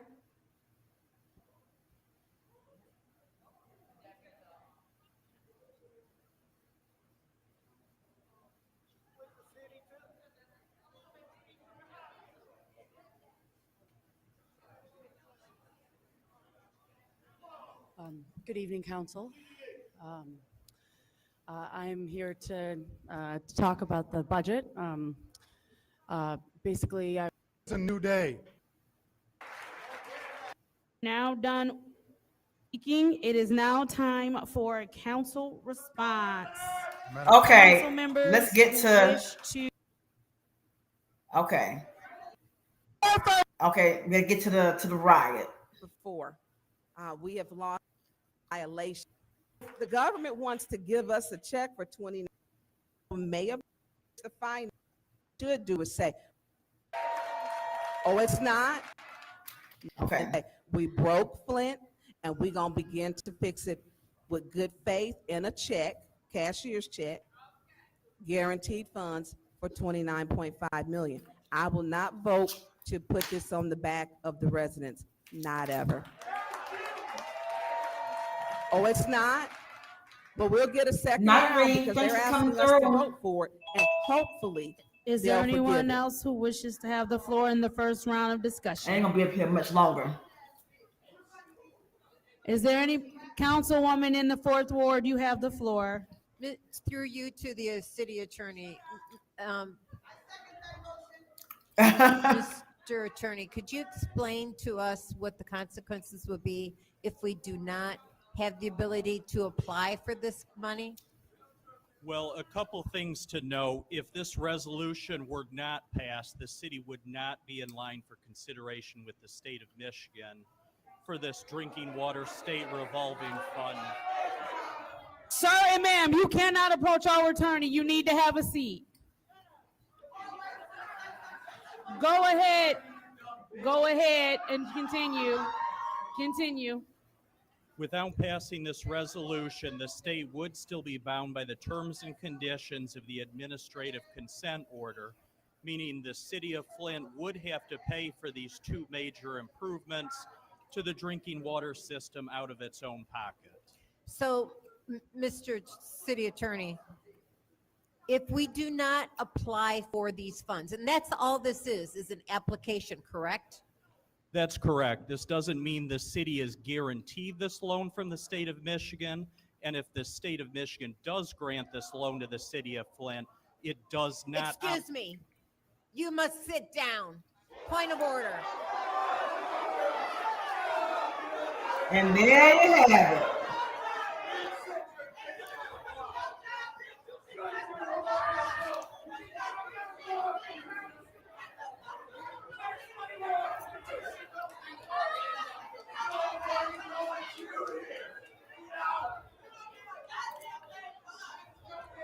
So I'm going to ask you all to have a seat. Have a seat. And that's your first warning. That's your first warning. That's your first warning. Perfect. Perfect. Have a seat. You've been asked to have a seat.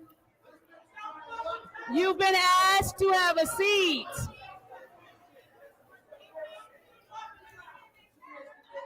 Madam Chair. Yes. He was standing behind our city attorney and videoing.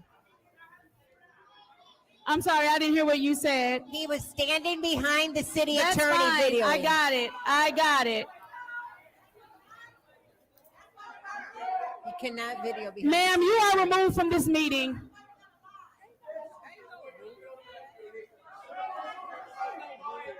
You are removed from this meeting. You.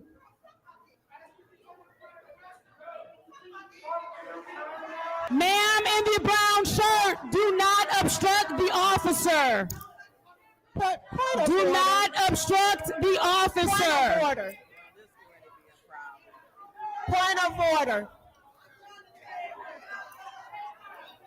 Ma'am in the brown shirt, that is your first warning. You cannot obstruct the officer. Point of order. What's your point? Go ahead. They can stand with their cameras and video. And Liddell looked like she having the time of her life. She loves this. There's nothing against that. Jerry, at some point you gotta want to be a decent person. You know this is too far. Pardon me? I know you didn't repeat that.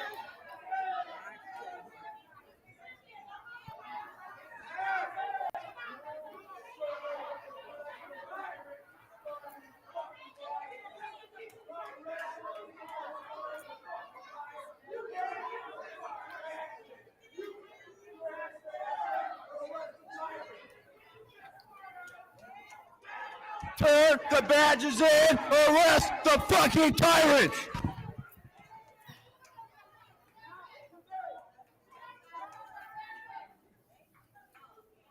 You should not be up here. Do not approach me. You need to go sit down. You are removed from this meeting. Do not approach me. Do not approach me. Excuse me. You are removed from this meeting.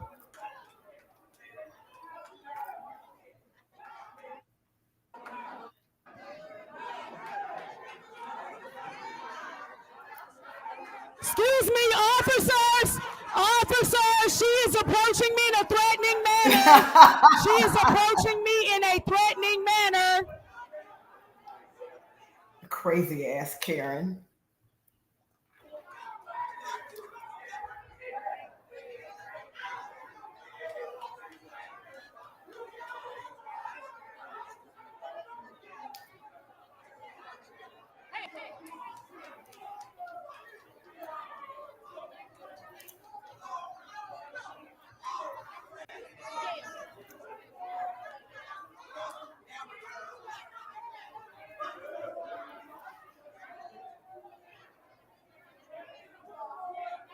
So there go Liddell videoing.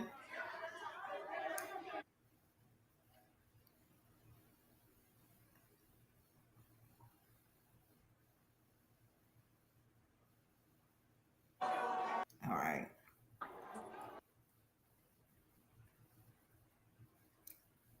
So now we just got full-on pandemonium in the chamber. Look at all these police officers. 1, 2, 3, 4, 5. I can't even count. Let me see. 1, 2, 3, 4, 5, 6, 7, 8. I'm sure there's 10. There's 8 just right here.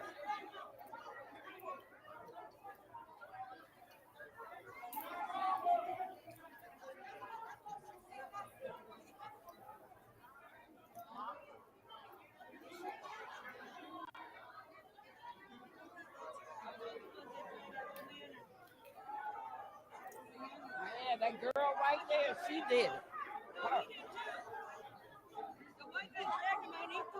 Like I was saying, people don't like being disrespected and talked too crazy.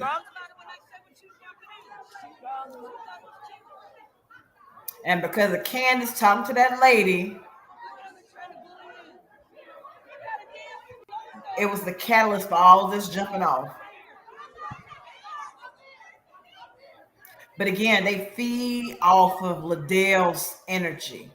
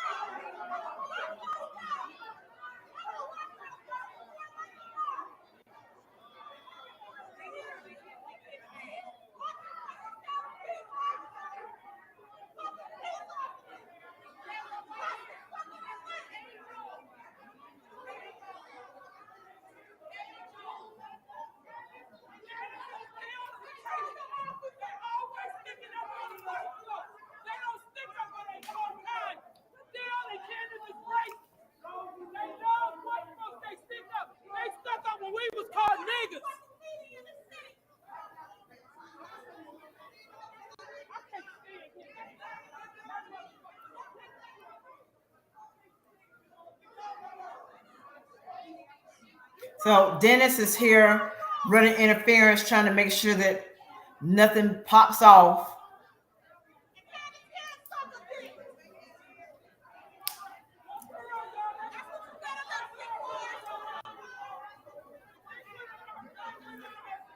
And that's what an ally does. He knows that this could turn out bad.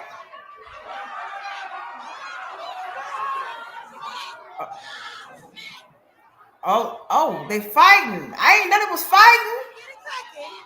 Let's get it.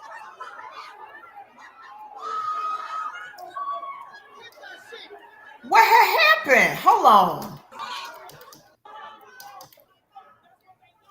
Let me slow this down. Because I'm confused. Let me slow this down a little bit. I think that's slow. Nope, I sped it up.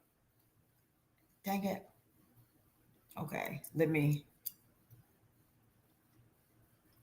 do that. Playback speed. All right.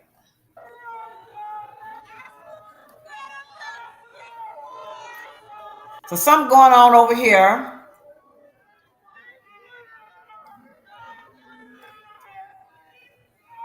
So they go to the lady who was mad earlier.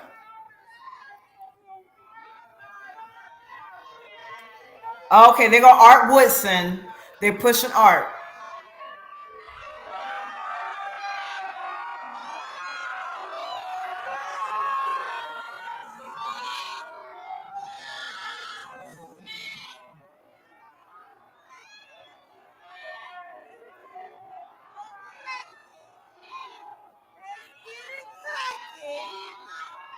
Let's get it.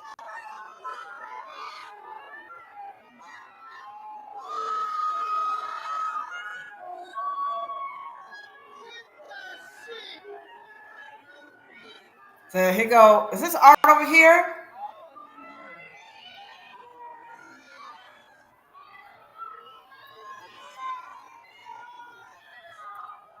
They got Liddell videoing. There goes little flying monkey, Leon.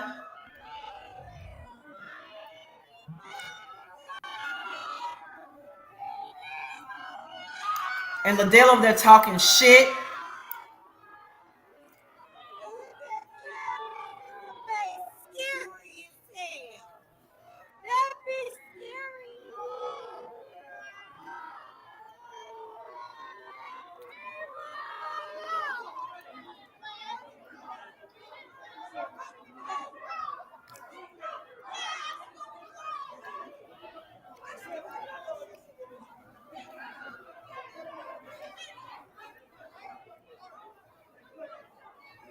I could have lost.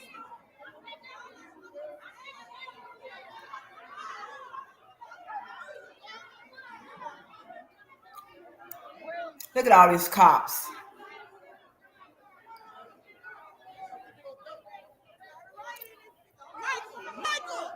Michael.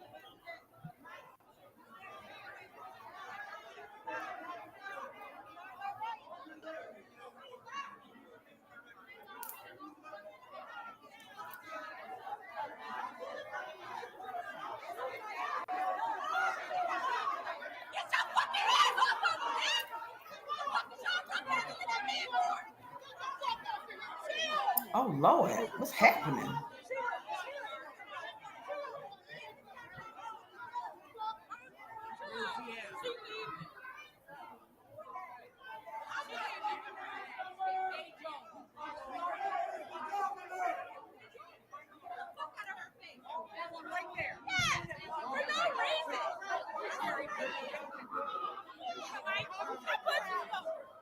Turn the motherfucker mic back on.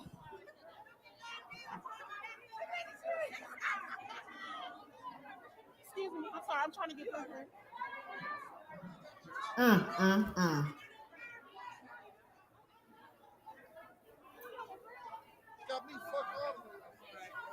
I'm on Tanya's page, Daquan.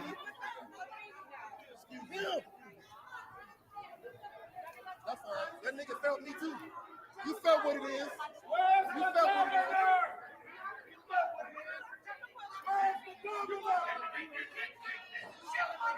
I'm trying to say, like, they go Ariel.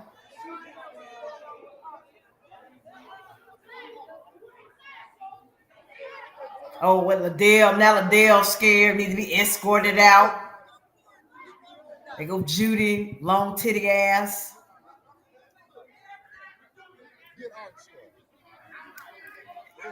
And Pfeiffer going off.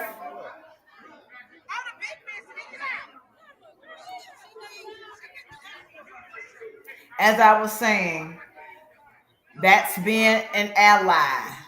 But you see that people are being weaponized, police are being weaponized against the residents, and you know that you got the complexion for the protection. Be like, stand up there and try to make sure that nothing gets, out of hand.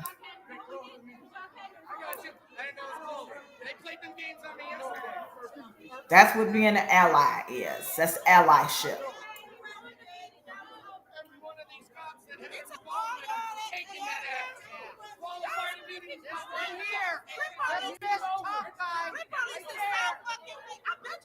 Hey, you guys know you did all this in front of a civil rights attorney, right? Great job. Don't fuck. Out you go.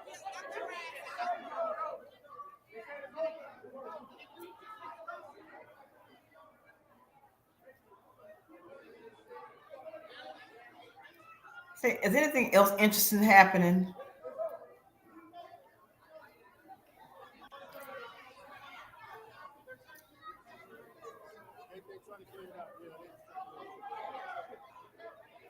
They go Ariel, JWC, and Burns.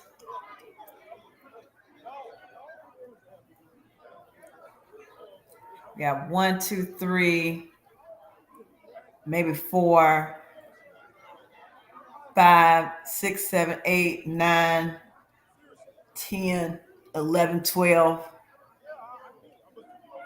So I'm seeing 12 cops. Up 13.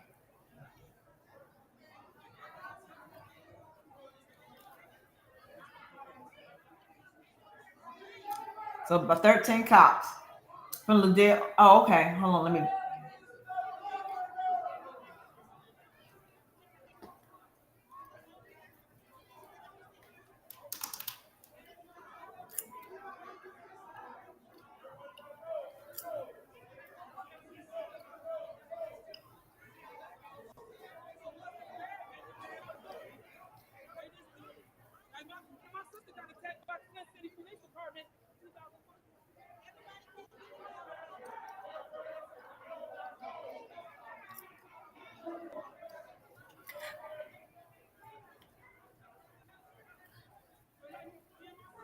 Let me see which one I want to use.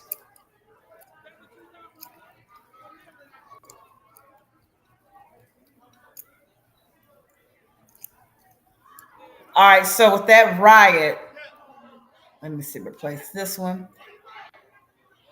With that riot, this is what Liddell was doing.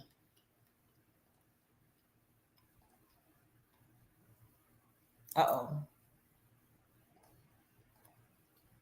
This is what Liddell was doing.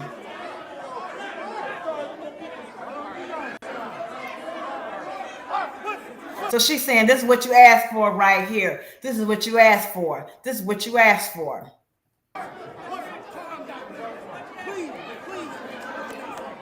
Look at her. She loves it.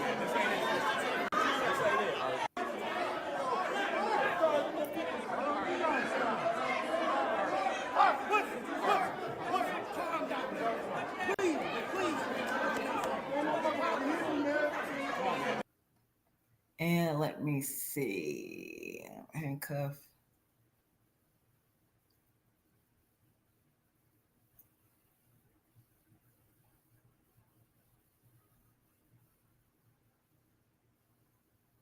Well, that was the one that you wanted me to play, right, Daquan?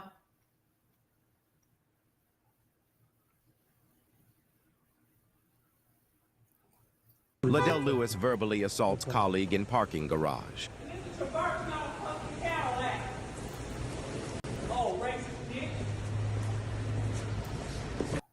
Liddell Lewis he doubled. Okay, y'all. I am Request for information. What's your request? Did it say freestanding? It's not freestanding. It's not free. Those are not It freestanding. also Those says, are or being held. anything that elevates. It's not being elevated above their head. Madam Clerk, can you read that part again, please? Doesn't matter, it's the rules. A point of order. What's your point? Yeah, so we have the gentleman in the 9th Ward is speaking to the colleagues' motive, saying that we don't want them here. We just want everybody to be compliant to the same rules. So that's what we would like to have. He's out of order. You are out of order, Mr. Jarrett. You know what? I got a dying relative at a hospital tonight. Call me out of order. Give me a second so I can go home and be with my family. Do that. You are getting your order. You are out of order, and that's your first warning. Request for information. Anywho's, so that is there we go. So yeah, that's what I was bringing to y'all this evening. So I just want to thank all of you for coming through, the ones that watched, and for those that y'all on the replay, I can't even talk, replay gang. Thank you so much for your comments, and like I said, I like to interact with you guys. So please feel free to leave a comment, and I will always read it. And if I don't respond to it, you'll at least get a little heart that I read it. Anyway, I'm gonna try to come back sooner and give you some more drill.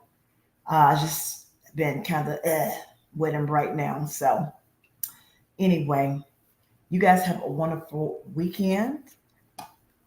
And if I can find my thing. And the last thing I'm going to say is drums, please. Drums, please.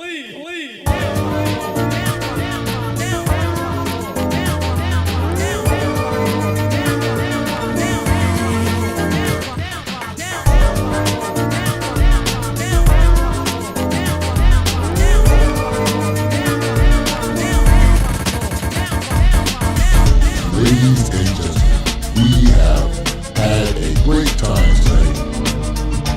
We have truly enjoyed ourselves, and we would